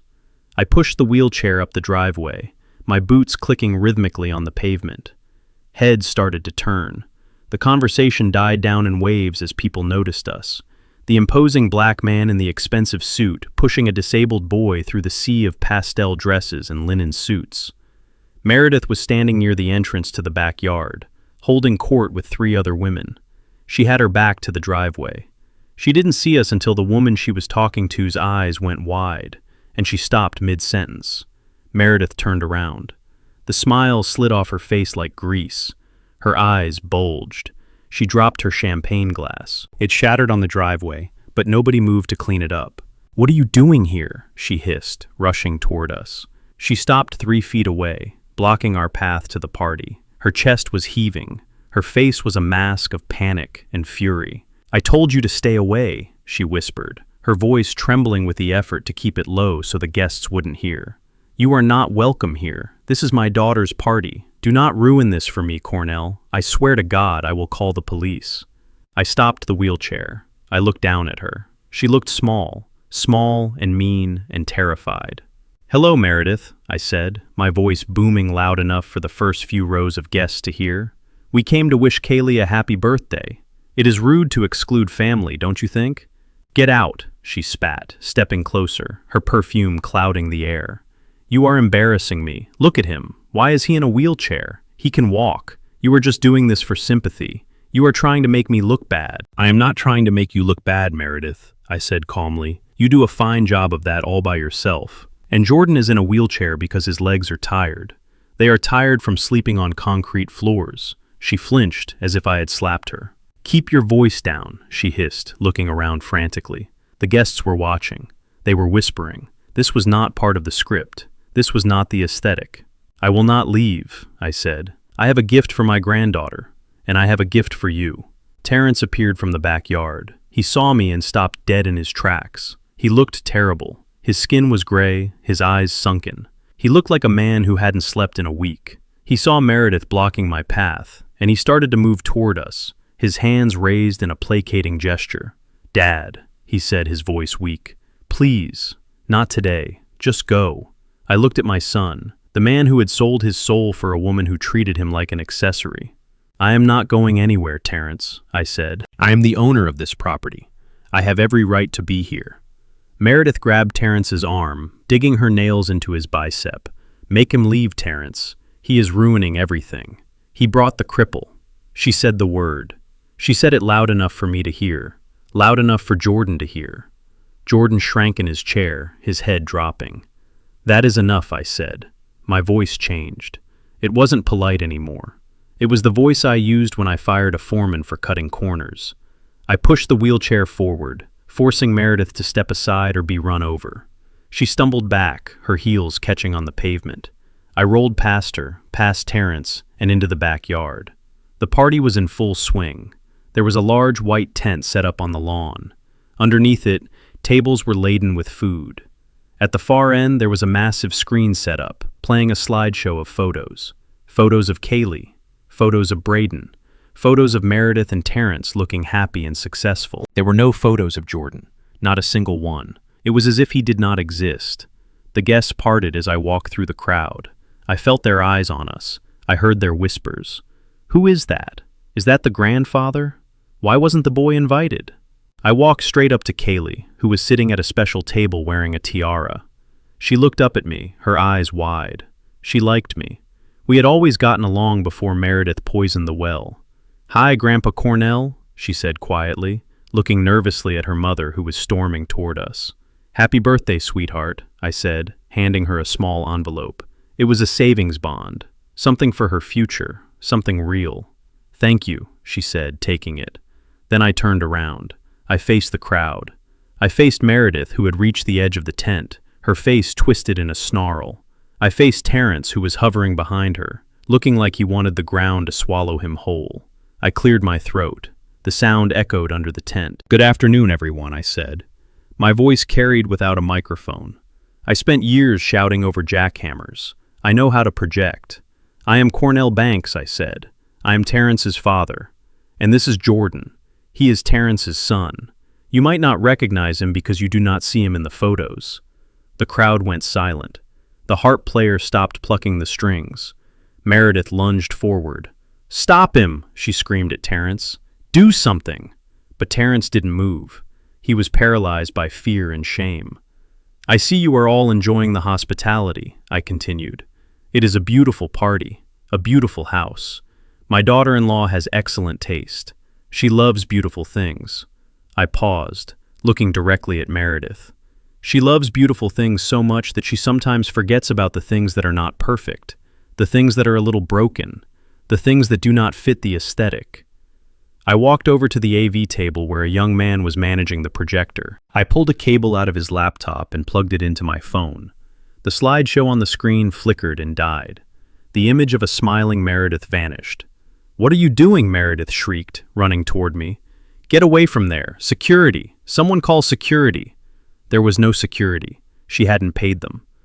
"I have a special presentation for the birthday girl," I said, my voice cold as steel. "But mostly, it is a gift for you, Meredith. You wanted to send my grandson away. You wanted to put him in a home because he was a burden. You told your friends he was the reason you were broke." I tapped the screen of my phone. "Let us see if your guests agree with your assessment." The screen behind me flared to life. It wasn't a photo of a cake. It wasn't a photo of a pony. It was a video. A shaky, dark video taken with a cell phone flashlight. The video I had taken the night I found Jordan. The image filled the massive screen. The oil-stained concrete, the lawnmower, the stack of recycling bins.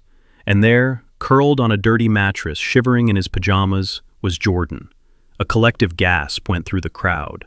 A woman in the front row covered her mouth with her hand. Then the audio kicked in, my voice booming and angry.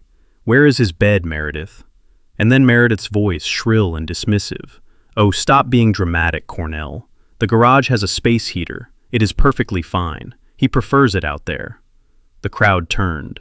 Every single head swiveled toward Meredith. She was standing in the middle of the lawn, frozen. Her face was as white as her dress. She looked like a ghost. She looked like a monster exposed in the sunlight. I didn't stop there. I swiped to the next file. The audio recording from the tablet, the message she had sent to her friend. "I think I fixed it. I found a place for the cripple. Once he is shipped off to the loony bin, the old man will have to calm down." The word cripple hung in the air, amplified by the speakers echoing off the sides of the colonial house. It was a dirty, ugly word, a word that revealed the black rot in her soul. The silence was absolute. It was heavy. It was suffocating. Then I swiped one last time. A bank statement, a spreadsheet showing the transfers. SSI, deposit, Sephora, Nordstrom, spa. $22,000 stolen from a disabled child. I turned back to the crowd. "This is the woman you are celebrating," I said. "This is the mother of the year. She steals from the weak to buy balloons. She puts children in freezers so she can have a room for ribbons."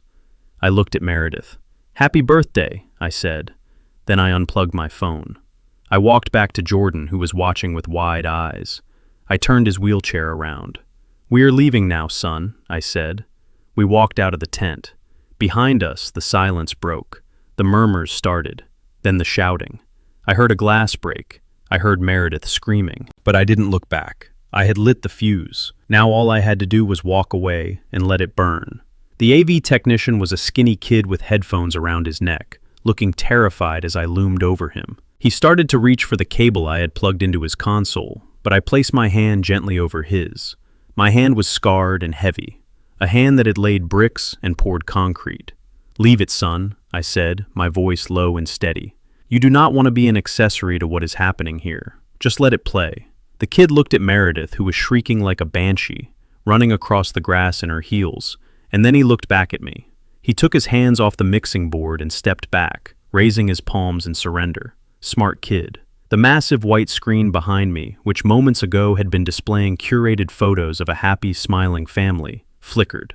The image of Meredith holding a balloon arch dissolved into static for a split second, before resolving into a new picture. It was grainy and dark, lit only by the harsh beam of my cell phone flashlight, but the subject was unmistakable.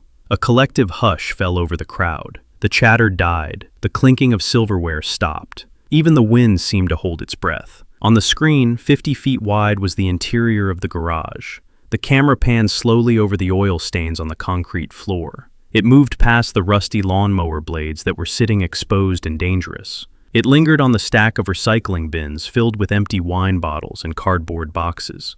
And then it landed on the corner. There, on a mattress that looked like it had been dragged out of a dumpster, curled a small, shivering figure. Jordan.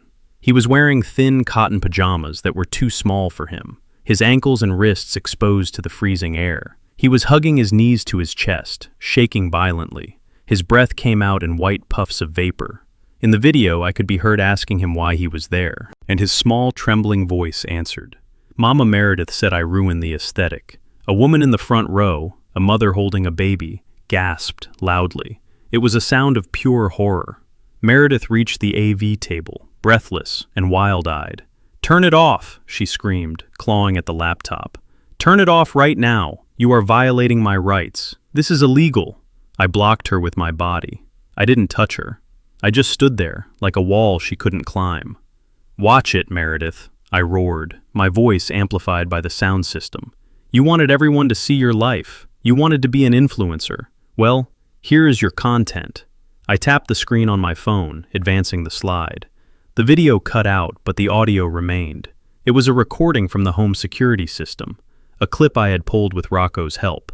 The speakers boomed with Meredith's voice, clear and undeniable. It wasn't the sweet falsetto she used for her guests. It was the guttural, snarling voice of a bully. "You useless little cripple," the voice on the speakers hissed. "Look what you did. You spilled water on the hardwood. Do you know how much this floor cost? You are costing me a fortune. Why do you even exist? You are just a money pit. I wish you would just disappear so we could have a normal life." The guests recoiled as if they had been physically slapped. The venom in her voice was toxic. It was hatred, pure and simple. On the screen, a photo appeared to match the audio. It was a picture of Jordan scrubbing the floor on his hands and knees, his leg brace dragging behind him while Meredith stood over him, holding a glass of wine. Meredith stopped clawing at the table. She froze, staring up at the screen, her face draining of all color. She looked at the crowd. Every single pair of eyes was fixed on her. They weren't looking at her dress or her hair anymore. They were looking at a monster. But I wasn't done. I had one more layer to peel back. I swiped the screen again. "Now let us talk about that fortune you mentioned," I said into the silence. The screen filled with a spreadsheet. It was high definition, crisp and clear. It was the bank statement Rocco had compiled. On the left column were the dates of the SSI deposits. Government funds designated for the care of a disabled child. $914 every single month. On the right column were the expenditures. The dates matched perfectly. The money came in, and within hours it went out. But it didn't go to doctors. It didn't go to therapists. It didn't go to winter coats. January 3rd, the text on the screen read. Transfer to Neiman Marcus, $800. Item description, Louboutin Pigalle Follies.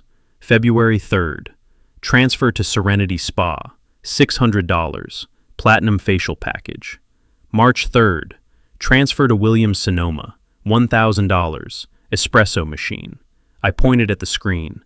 "You stole his money, Meredith," I said, my voice cold and hard. "You took the money meant to feed and clothe a disabled child, and you bought shoes. You bought red-bottomed heels, while he wore canvas sneakers with holes in them in the snow." I looked down at her feet. She was wearing them. The red soles flashed as she shifted her weight. "Nice shoes," I said. "I hope they were worth it." The reaction from the crowd was visceral. It started as a murmur, a low rumble of disbelief that quickly swelled into a roar of outrage. These were wealthy women, yes, but they were mothers. They protected their own. And seeing a child abused and robbed by the woman sworn to care for him triggered a primal instinct in them. "You are sick," a woman in a floral dress shouted, standing up and knocking her chair over. "How could you?" another voice cried out. "He is a child." Meredith looked around frantically, her eyes darting from face to face, searching for an ally, searching for someone who would believe her. But there was no one. The mask had slipped, and everyone had seen the rot underneath. "It is out of context," she shrieked, her voice cracking. "He is lying. That money was reimbursement. I bought things for Jordan with my own money. He is manipulating the data." I pointed to the screen again. "The transaction IDs are right there, Meredith. The routing numbers match. There is no context where buying $600 shoes with disability funds is acceptable." She lunged for the cables again, desperate to stop the images, to stop the truth from burning her alive. She grabbed the HDMI cord and yanked it with all her strength. The screen flickered and went black. "There," she panted, holding the severed cable in her hand like a weapon. "It is gone. It is over. Get out of my house." But it wasn't gone. The images were burned into the retinas of every person in that yard. You cannot unsee a child sleeping in the dirt. You cannot unhear a mother wishing her son would disappear. The silence that followed was heavy and dangerous. It was the silence of a mob deciding what to do next. Meredith stood alone in the center of the lawn, clutching the cable, her chest heaving. She looked at Terrence. He was standing by the buffet table, shrinking into himself, looking like he wanted to dissolve into the grass. "Terrence," she screamed, "do something. Get them out. Tell them it is a lie." Terrence looked at her. He looked at the crowd. He looked at me. And then he looked at Jordan, sitting quietly in his wheelchair, watching the woman who had tormented him unravel. Terrence didn't move. He didn't speak. He just looked down at his shoes. "You coward," Meredith spat. "You useless coward." She turned back to the crowd, smoothing her dress, trying to regain some shred of dignity. "Please, everyone," she said, forcing a trembling smile. "This is a family dispute. My father-in-law is mentally unstable. He has dementia. He altered those photos. Please, let us just cut the cake." "Kaylee wants to cut the cake." She looked around, searching for her daughter. Kaylee was standing near the harpist, holding her ears, crying. She was old enough to understand. She understood that her mother was the bad guy in the movie. "Nobody wants cake, Meredith," the woman in the floral dress said, picking up her purse. "We are leaving, and I am calling the school board on Monday. You should not be around children." "I am calling the police," another woman said, pulling out her phone. "This is abuse." "No," Meredith screamed, running toward the woman. "Do not call the police. You do not understand." I stepped forward. I had one more card to play, the final nail in the coffin. "Let them call the police, Meredith," I said. "They are already on their way. But before they get here, there is one more person you need to meet." I gestured to the gate. The crowd parted again. Walking up the driveway, carrying a leather briefcase and looking like the Grim Reaper in a pinstripe suit, was Reginald Caldwell. "You told me to get out of your house, Meredith," I said as Reginald stepped up beside me. "You told me I had no rights here. Well, I think it is time we clarified exactly whose house this is." Reginald opened his briefcase and pulled out a sheaf of documents with a blue legal cover. "Meredith Banks," he said, his voice projecting clearly across the yard. "I am acting on behalf of the Etta Banks Trust. I am serving you with an immediate notice of eviction and a revocation of guardianship." "Eviction?" Meredith laughed, a hysterical, high-pitched sound. "You cannot evict me. I am the mother. I live here." Reginald handed her the papers. She didn't take them, so he let them drop at her feet, right next to her stolen red-bottomed shoes. "Clause 7, Reginald said. "The trustee has determined that you have violated the terms of occupancy by endangering the primary beneficiary. You have 24 hours to vacate the premises." The crowd gasped. The whispers turned into shouts. 24 hours! She doesn't own the house. It is the trust. Meredith looked at the papers on the grass. She looked at me. Her eyes were filled with a hatred so pure it was almost impressive. "You planned this," she hissed. "You planned this whole thing." I looked at her calmly. "I told you, Meredith," I said. "I am a builder. I know how to spot a weak foundation, and I know how to bring a house down. Now get off my property." Meredith stood in the center of the lawn, trembling with a rage that seemed to vibrate off her skin like heat waves. Her face was contorted into a mask of pure, unadulterated fury. She looked at the papers lying in the grass at her feet, next to her stolen designer shoes, but she refused to pick them up. To acknowledge them would be to acknowledge that her reign was over, and her ego simply could not allow that. Instead, she doubled down on her delusion. "Get out of my house!" she shrieked, her voice cracking and raw. "I am calling the police right now. You are trespassing. You are harassing me. I want you all gone, every single one of you." She spun around wildly, pointing a shaking finger at the guests who were still lingering, mesmerized by the spectacle. "Leave!" she screamed at them. "The party is over. Get off my property." She pulled her phone from the pocket of her dress, fumbling with it because her hands were shaking so badly. She dialed 911 and put it on speakerphone, screaming at the operator before they even answered. "I need police at 45 Maple Drive," she yelled. "I have intruders. They are refusing to leave. They are threatening me. Send everyone." I stood there watching her unravel with a calm detachment. She was like a trapped animal, biting at the bars of a cage she had built herself. She truly believed that if she screamed loud enough, reality would bend to her will. She believed that possession was 9/10 of the law, and that because she had filled the house with her pillows and her candles, it belonged to her. Reginald Caldwell cleared his throat. The sound was dry and authoritative, cutting through Meredith's hysteria like a knife. He adjusted his glasses and looked at her with the weary patience of a man who had spent 40 years dealing with people who thought they were above the rules. "Mrs. Banks." Reginald said, his voice projecting clearly to the silent crowd. "You can call the police if you wish. In fact, it might expedite the process.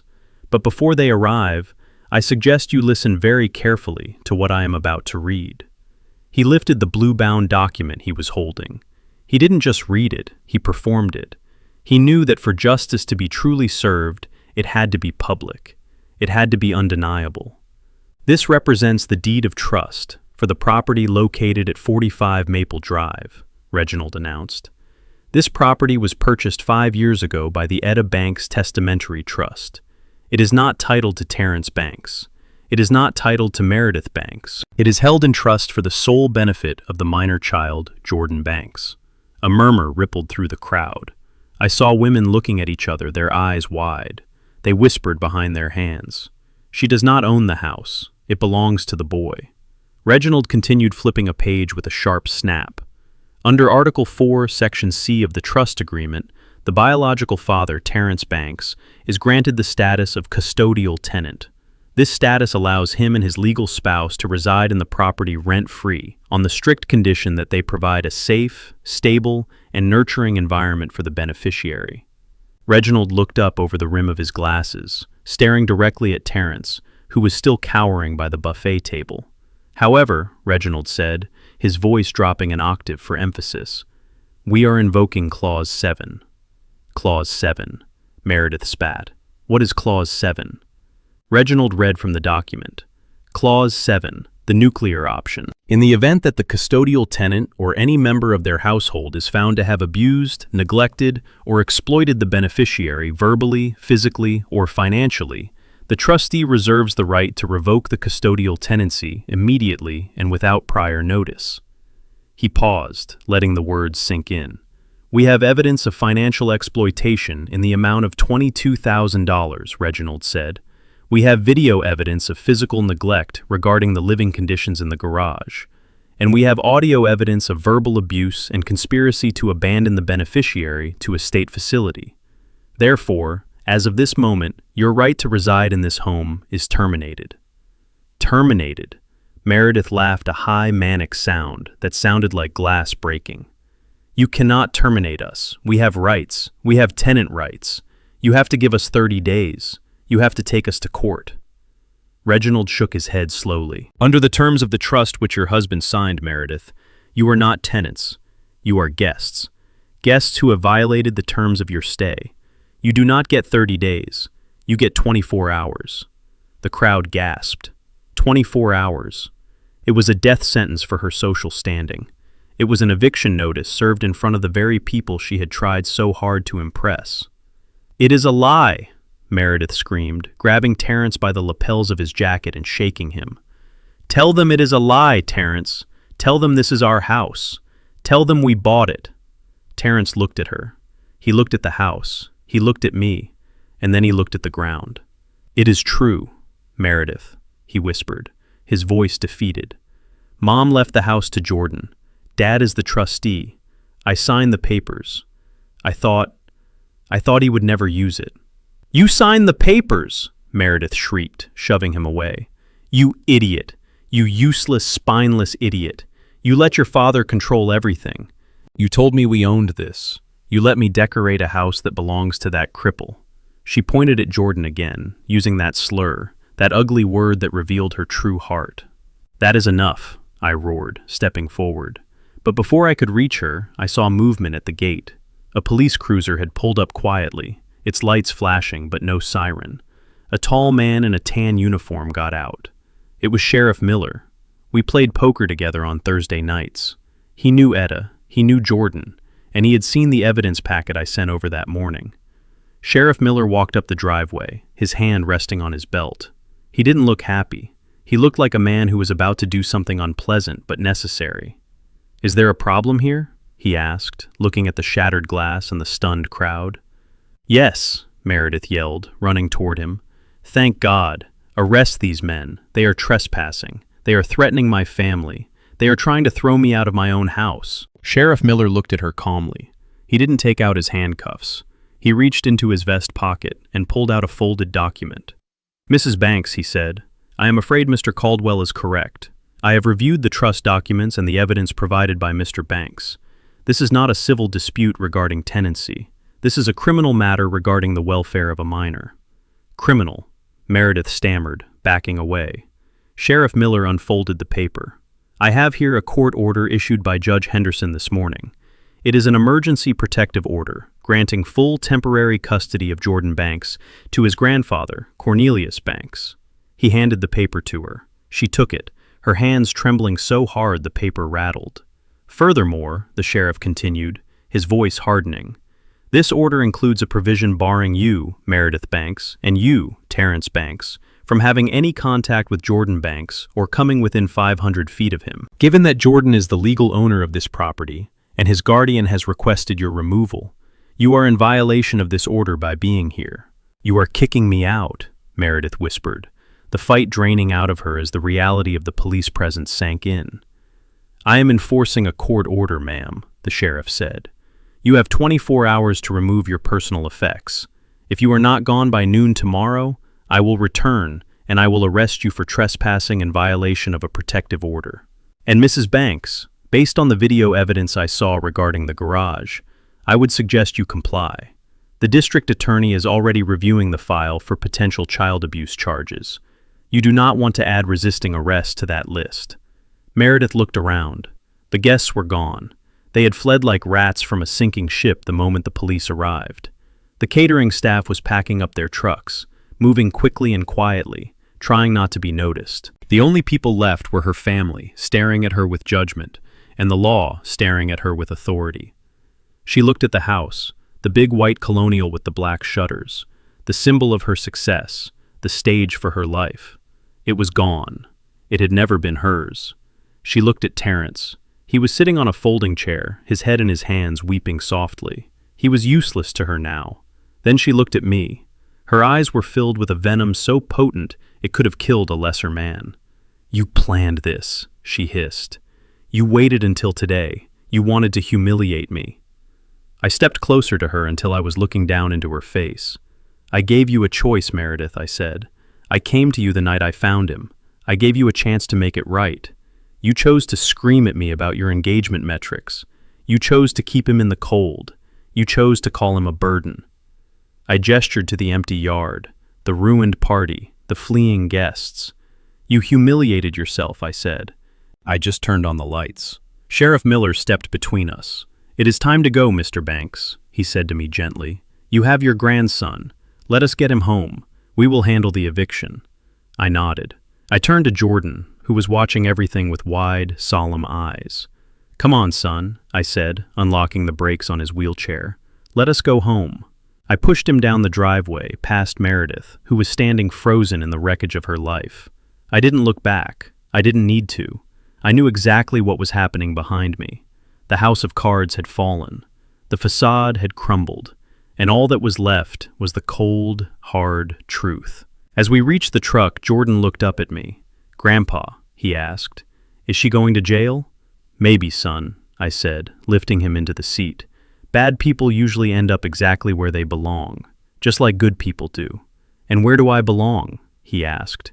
You belong with me, I said, closing the door, in a warm house with a real bed and a family who loves you. We drove away, leaving the flashing lights of the police car, reflecting off the windows of the colonial house.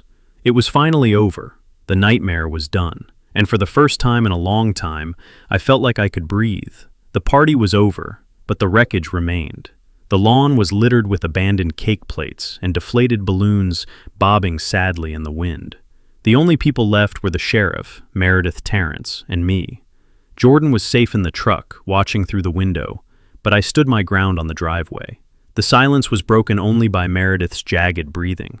She looked around at the empty yard, realizing that her audience had fled and her stage had collapsed. Then Terrence moved. He had been sitting on the folding chair with his head in his hands, but now he stood up. He looked at the police cruiser. He looked at the eviction notice lying on the grass, and then he looked at his wife. For the first time in years, I saw something flicker in his eyes. It wasn't courage exactly. It was the desperate self-preservation of a drowning man looking for a life raft. He stepped away from Meredith. He actually took a physical step to the side, putting distance between them, as if her bad luck was contagious. You did this, he said, his voice shaking. You ruined us, Meredith. Meredith whipped her head around, her eyes wide with shock. Excuse me, she hissed. I did this. You were the one who lost your job. You were the one who couldn't pay the bills. I was trying to save us. I was building a brand. You stole from my son, Terrence shouted, pointing a trembling finger at her. You told me you were borrowing it. You told me you would put it back. You made me an accomplice to a felony. Meredith laughed, a harsh barking sound. Oh, please, Terrence. You enjoyed the dinners. You liked the car. Do not pretend you have a conscience now, just because your daddy cut you off. Terrence turned to me. He walked over, his hands out, supplicating. Dad, listen to me. I did not know how bad it was. She manipulated me. She threatened to take the kids. I was a hostage in my own home. I looked at him. He was sweating. He looked pathetic. I am leaving her, Dad, Terrence said, his voice rising in hope. You heard the sheriff. She has to go. I am choosing my son. I am choosing Jordan. Let her leave. I will stay here with Jordan. We can fix this. We can be a family again. Just the three of us, like before. I stared at him. The audacity was breathtaking. He thought he could just swap alliances in the fourth quarter and still win the game. He thought that because he shared my blood, he was entitled to my forgiveness. I looked over at the truck where Jordan was watching. I saw the way he looked at his father. There was no hope in his eyes anymore, just a sad resignation. It is too late, Terrence, I said, my voice flat and final. What do you mean, Terrence? Asked, his smile faltering. I am choosing him. I am standing up to her. You are not standing up, I said. You are jumping ship. You watched him sleep in a garage for a week. You watched him eat off a plastic plate 2 days ago. You heard her call him a cripple, and you said nothing. You are not choosing him because you love him. You are choosing him because you think he comes with a house and a bank account. Dad, please, Terrence begged, grabbing my sleeve. I have nowhere to go. Then you better start walking, I said, pulling my arm away. Because you are not staying here. The trust document is clear. The custodial guardianship is revoked. That means you too, Terrence. You failed to protect the beneficiary. You are evicted. Terrence's face crumbled. He looked back at Meredith, who was watching him with a look of pure disgust. You are pathetic, Meredith spat at him. You cannot even beg right. I turned to the sheriff. Sheriff Miller, I want them supervised while they pack. I do not want them taking anything that belongs to the trust, and that includes anything bought with stolen funds. Sheriff Miller nodded. I will stay right here, Mr. Banks. But the humiliation wasn't over. While Terrence and Meredith were screaming at each other on the lawn, Meredith's phone began to ping. It started as a single notification tone, then another, then a cascade of chimes that blended into a continuous electronic alarm. She pulled her phone out of her pocket, frowning. She looked at the screen, and her face went from angry to horrified in the span of a second. What is happening? She whispered, tapping frantically at the glass. I knew what was happening. One of the guests, a woman named Sheila, who I knew had a large following on TikTok, had been live streaming the entire confrontation. She hadn't run away. She had hidden behind the catering van and broadcast the whole thing. The video of the garage, the audio of the abuse, the bank statements, and my confrontation. It was viral. It had escaped the backyard and was now running wild across the internet. Meredith's comment section was scrolling so fast it was a blur. Child abuser. Monster. I hope you rot in jail. She opened her email. Notifications were pouring in, but they weren't fan letters. We are terminating our partnership effective immediately, read an email from a baby clothing brand she had been promoting. Your ambassador status has been revoked, read another from a skincare line. Simple Life Organics does not align with values of exclusion and abuse, read a third. In the span of 10 minutes, Meredith lost every single sponsorship she had spent 5 years cultivating. The income stream she relied on to pretend she was wealthy evaporated. Her reputation, the only thing she truly cared about, was being shredded by millions of strangers. No, she screamed, throwing her phone onto the grass. This cannot be happening. My brand, my career. Your brand is built on abuse, Meredith, I said calmly, and now the market has corrected itself. She looked at me with wild eyes. You did this. You ruined me. You ruined yourself, I said. I just turned on the camera. Sheriff Miller stepped forward. Okay, folks, show is over. Let us get moving. You have a lot of packing to do and not much time. The next 3 hours were a grim procession. I stood in the hallway, leaning against the wall, watching them pack. I didn't help. I just watched. They threw clothes into garbage bags because they didn't have enough suitcases. They stripped the beds. They emptied the drawers. Terrence moved like a zombie, mechanically folding shirts and weeping silently. Meredith moved like a fury, slamming drawers and cursing under her breath. She went into the craft room. I followed her. She started grabbing the jars of buttons, the spools of ribbon, dumping them into a box. Then she reached for the sewing machine, the $1,000 machine she had bought with Jordan's money. She lifted it up, hugging it to her chest. Put it down, I said. She spun around.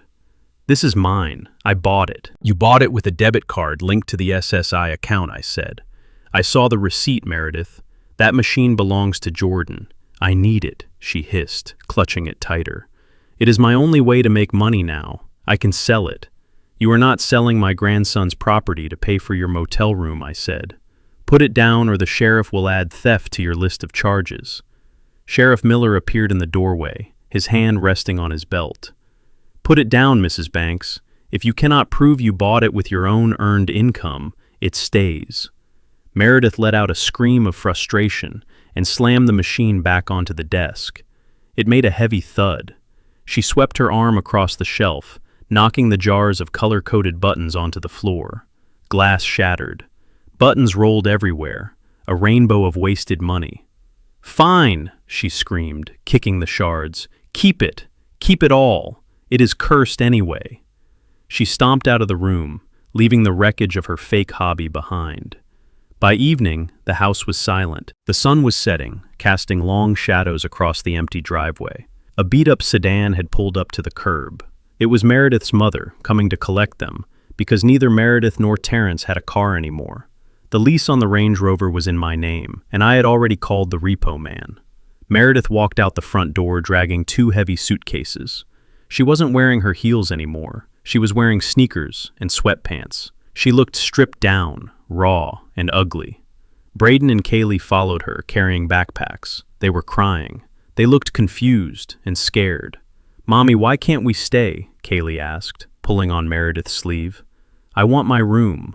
I want my dollhouse. We cannot stay because your grandfather is a cruel man, Meredith snapped, yanking her arm away. Get in the car. I felt a twinge of pity for the children. They were innocent collateral damage in their mother's war. But I couldn't save everyone. I had to save Jordan. Terrence came out last. He was carrying a single duffel bag. He stopped on the porch and looked at me. I was standing by my truck where Jordan was waiting. Dad, he said softly. I looked at him. I saw the man I had raised. I saw the potential he had squandered. Goodbye, Terrence, I said. He stood there for a moment, waiting for something. A reprieve, a hug, a check. But I gave him nothing. I turned my back on him and got into my truck. I watched in the rearview mirror as they loaded their bags into the cramped trunk of the sedan. They argued over space. Meredith shoved Terrence. Terrence shoved back. It was a glimpse into their future. A future of blame and poverty and bitterness. The sedan drove away, sputtering smoke from its exhaust pipe.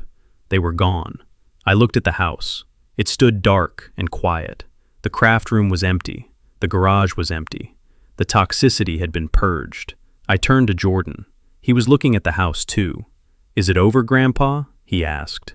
It is over, son, I said. They are gone. He let out a long, slow breath. Can we go home now? We are home, I said, starting the engine. My house is your house, Jordan, forever. We drove away, leaving the empty shell of the colonial behind.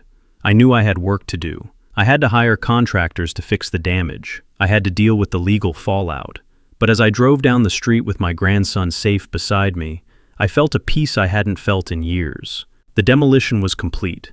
Now it was time to build something new, something strong, something that would last. The week after Meredith was evicted, the dumpster arrived in the driveway. It was a massive steel container the color of rust, and it sat right where her white Range Rover used to be. I did not hire a moving crew to clear out the remnants of her influence. I hired a demolition team. I wanted to strip the house down to its bones and exorcise the ghost of her selfishness from every corner. I stood in the doorway of the craft room, holding a 10-pound sledgehammer. The room was empty of ribbons and buttons, but the smell of her lavender perfume still clung to the sage-green walls. It was a cloying scent, the smell of deception. I looked at the built-in shelves where she had displayed her unused jars. I looked at the desk where she had staged her fake hobby. And then I swung the hammer. The sound of wood splintering was the most satisfying music I had heard in years. I swung again and again, smashing the custom cabinetry into kindling. I tore down the crown molding. I ripped up the carpet. My crew came in behind me, hauling out the debris, clearing the space for what it was meant to be. We did not just repaint. We reconfigured the entire floor plan. I widened the doorway to 36 inches to accommodate a wheelchair comfortably. We reinforced the walls to hold grab bars and a lift system. I installed a roll-in shower with imported slate tile that was non-slip and warm to the touch. The sage green paint was covered by a deep, calming ocean blue, the color Jordan had chosen himself. Downstairs in the garage, the transformation was even more dramatic. We ripped out the oil-stained concrete and poured a new leveled floor with radiant heating coils underneath. We insulated the walls with high-grade foam, sealing every crack and crevice where the cold had seeped in. We ran new electrical lines up to code and installed recessed lighting that banished the shadows. It was no longer a place for trash or lawnmowers. I turned it into the ultimate gaming sanctuary. I bought a 70-inch television, a surround sound system, and every gaming console on the market. I put in a leather recliner and a mini fridge stocked with sodas. It was a space for a teenage boy to escape, to be cool, to be normal. It was an apology written in drywall and copper wire. When I brought Jordan to see it 2 months later, he stopped in the doorway of his new bedroom. He looked at the accessible bathroom, at the low-profile bed that he could get in and out of easily, at the desk that was custom-built to fit his chair. He ran his hand over the blue walls. "Is this really mine, Grandpa?" he asked, his voice quiet. "It is all yours, son," I said. "Nobody is ever going to take it away. Nobody is ever going to tell you that you do not fit." He went out to the garage, which we now called the game zone. He sat in the leather chair and turned on the PlayStation. The room was 70 degrees. It was warm. It was safe. He looked at me and smiled. And for the first time, the shadow of the garage mattress was gone from his eyes. While Jordan was settling into his new life, Terrence was beginning his. I had kept my word. He was not allowed to live in the house. He was not allowed to access the trust funds.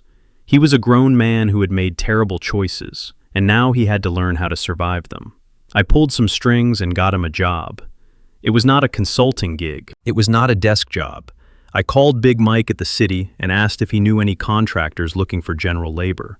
He hooked me up with a framing crew working on a new development on the south side of town.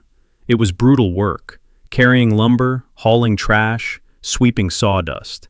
It was work for 20-year-olds, not soft 40-year-old men who were used to wearing sweater vests. But Terrence had no choice. He had rent to pay on the studio apartment I had helped him find. It was a small walk-up above a bakery, clean but sparse. No granite countertops, no guest rooms, just a bed, a table, and a reality check. I drove out to the job site on a Tuesday afternoon, 3 months after the eviction.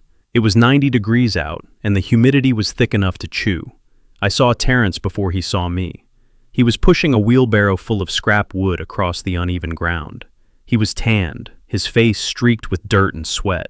He had lost 20 pounds. The softness was gone, replaced by the lean, desperate muscle of a man working for his supper. He dumped the wood into the dumpster and wiped his forehead with the back of his glove. He looked up and saw me standing by the fence. He froze for a second, then walked over. He walked differently now, less strut, more trudge. "Hi, Dad," he said, taking off his hard hat.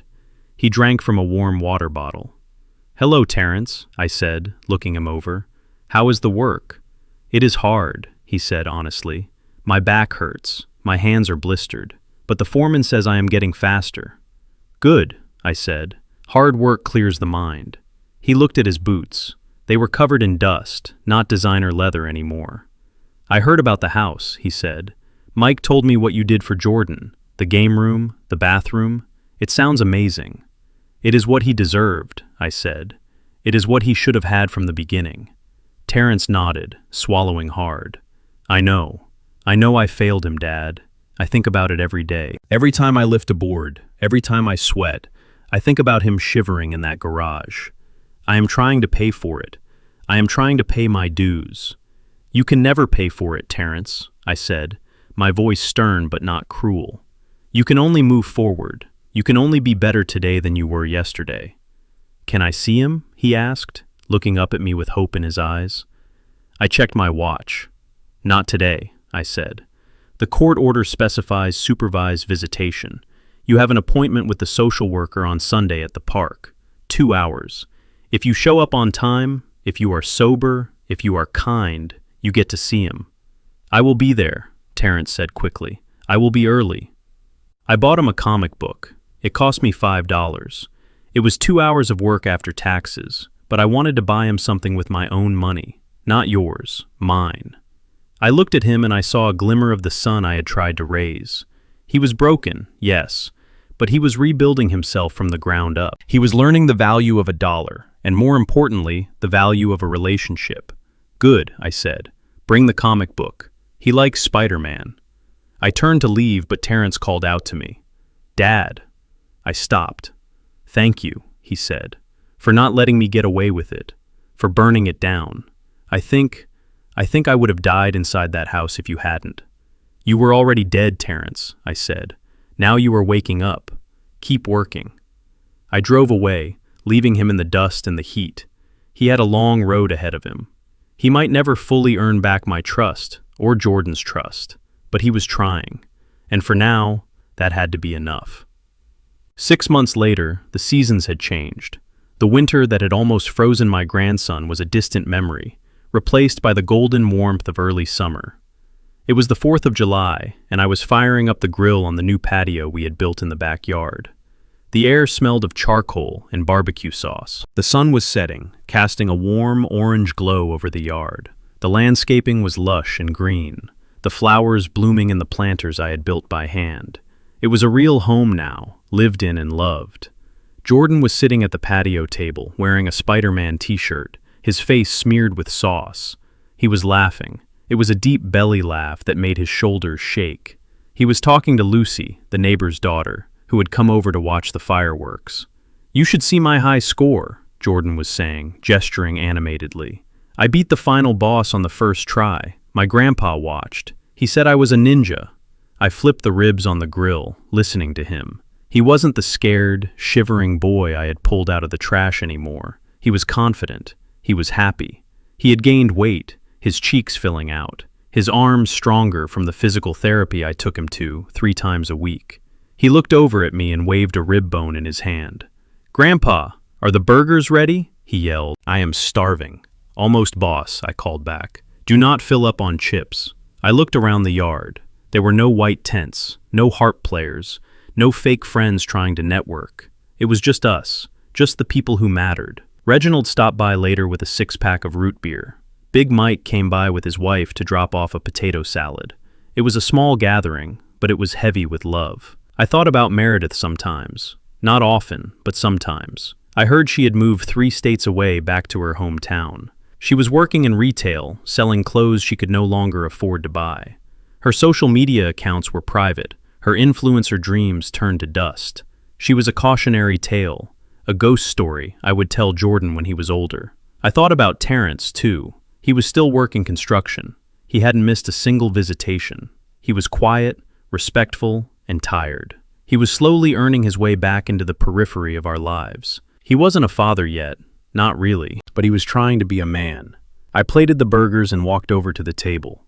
I set the platter down and ruffled Jordan's hair. "Eat up, son," I said. "You need your strength for the fireworks." Jordan took a bite of his burger and closed his eyes in bliss. "This is the best," he said. "I love this house, Grandpa." I looked at the house. The windows were open, letting in the summer breeze. The lights were on inside, warm and inviting. It was no longer a stage set. It was a fortress. "I love it too, Jordan," I said, sitting down next to him. As the first firework whistled into the sky and exploded in a shower of red and blue sparks, I leaned back in my chair and watched my grandson's face light up with wonder. He wasn't looking at me. He was looking at the sky, his mouth open in a grin, his eyes reflecting the light. He was safe. He was warm. He was loved. I took a sip of my iced tea and looked at the camera in my mind. The audience that had followed this journey. Family is not blood, I thought the words forming a final testament. Family isn't the name on a birth certificate or the people who look like you in photographs. Family is the person who stands in the doorway when the storm comes and says, "You are not sleeping in the cold tonight." Family is the person who burns down the world to keep you warm. I looked at Jordan one last time, and this boy will never know the cold again. Not as long as there is breath in my body and a hammer in my hand. The fireworks boomed overhead, a celebration of independence and a declaration of victory. We had won. The foundation held, and the house was finally a home. This story reminds us that family is defined by action, not just blood. True family stands in the gap to protect the vulnerable, rather than exploiting them for personal gain or aesthetics. Meredith and Terrence allowed greed and vanity to rot the foundation of their home, proving that a beautiful house means nothing without a warm heart inside. Cornell's actions teach us that love is a verb. It requires courage to stand up to bullies, even when they are your own kin. We must never compromise on dignity, because sometimes you have to tear down a toxic life to build a truly happy one. If you believe every child deserves a home built on love and not just appearances, hit that like button and subscribe for more stories of justice served cold.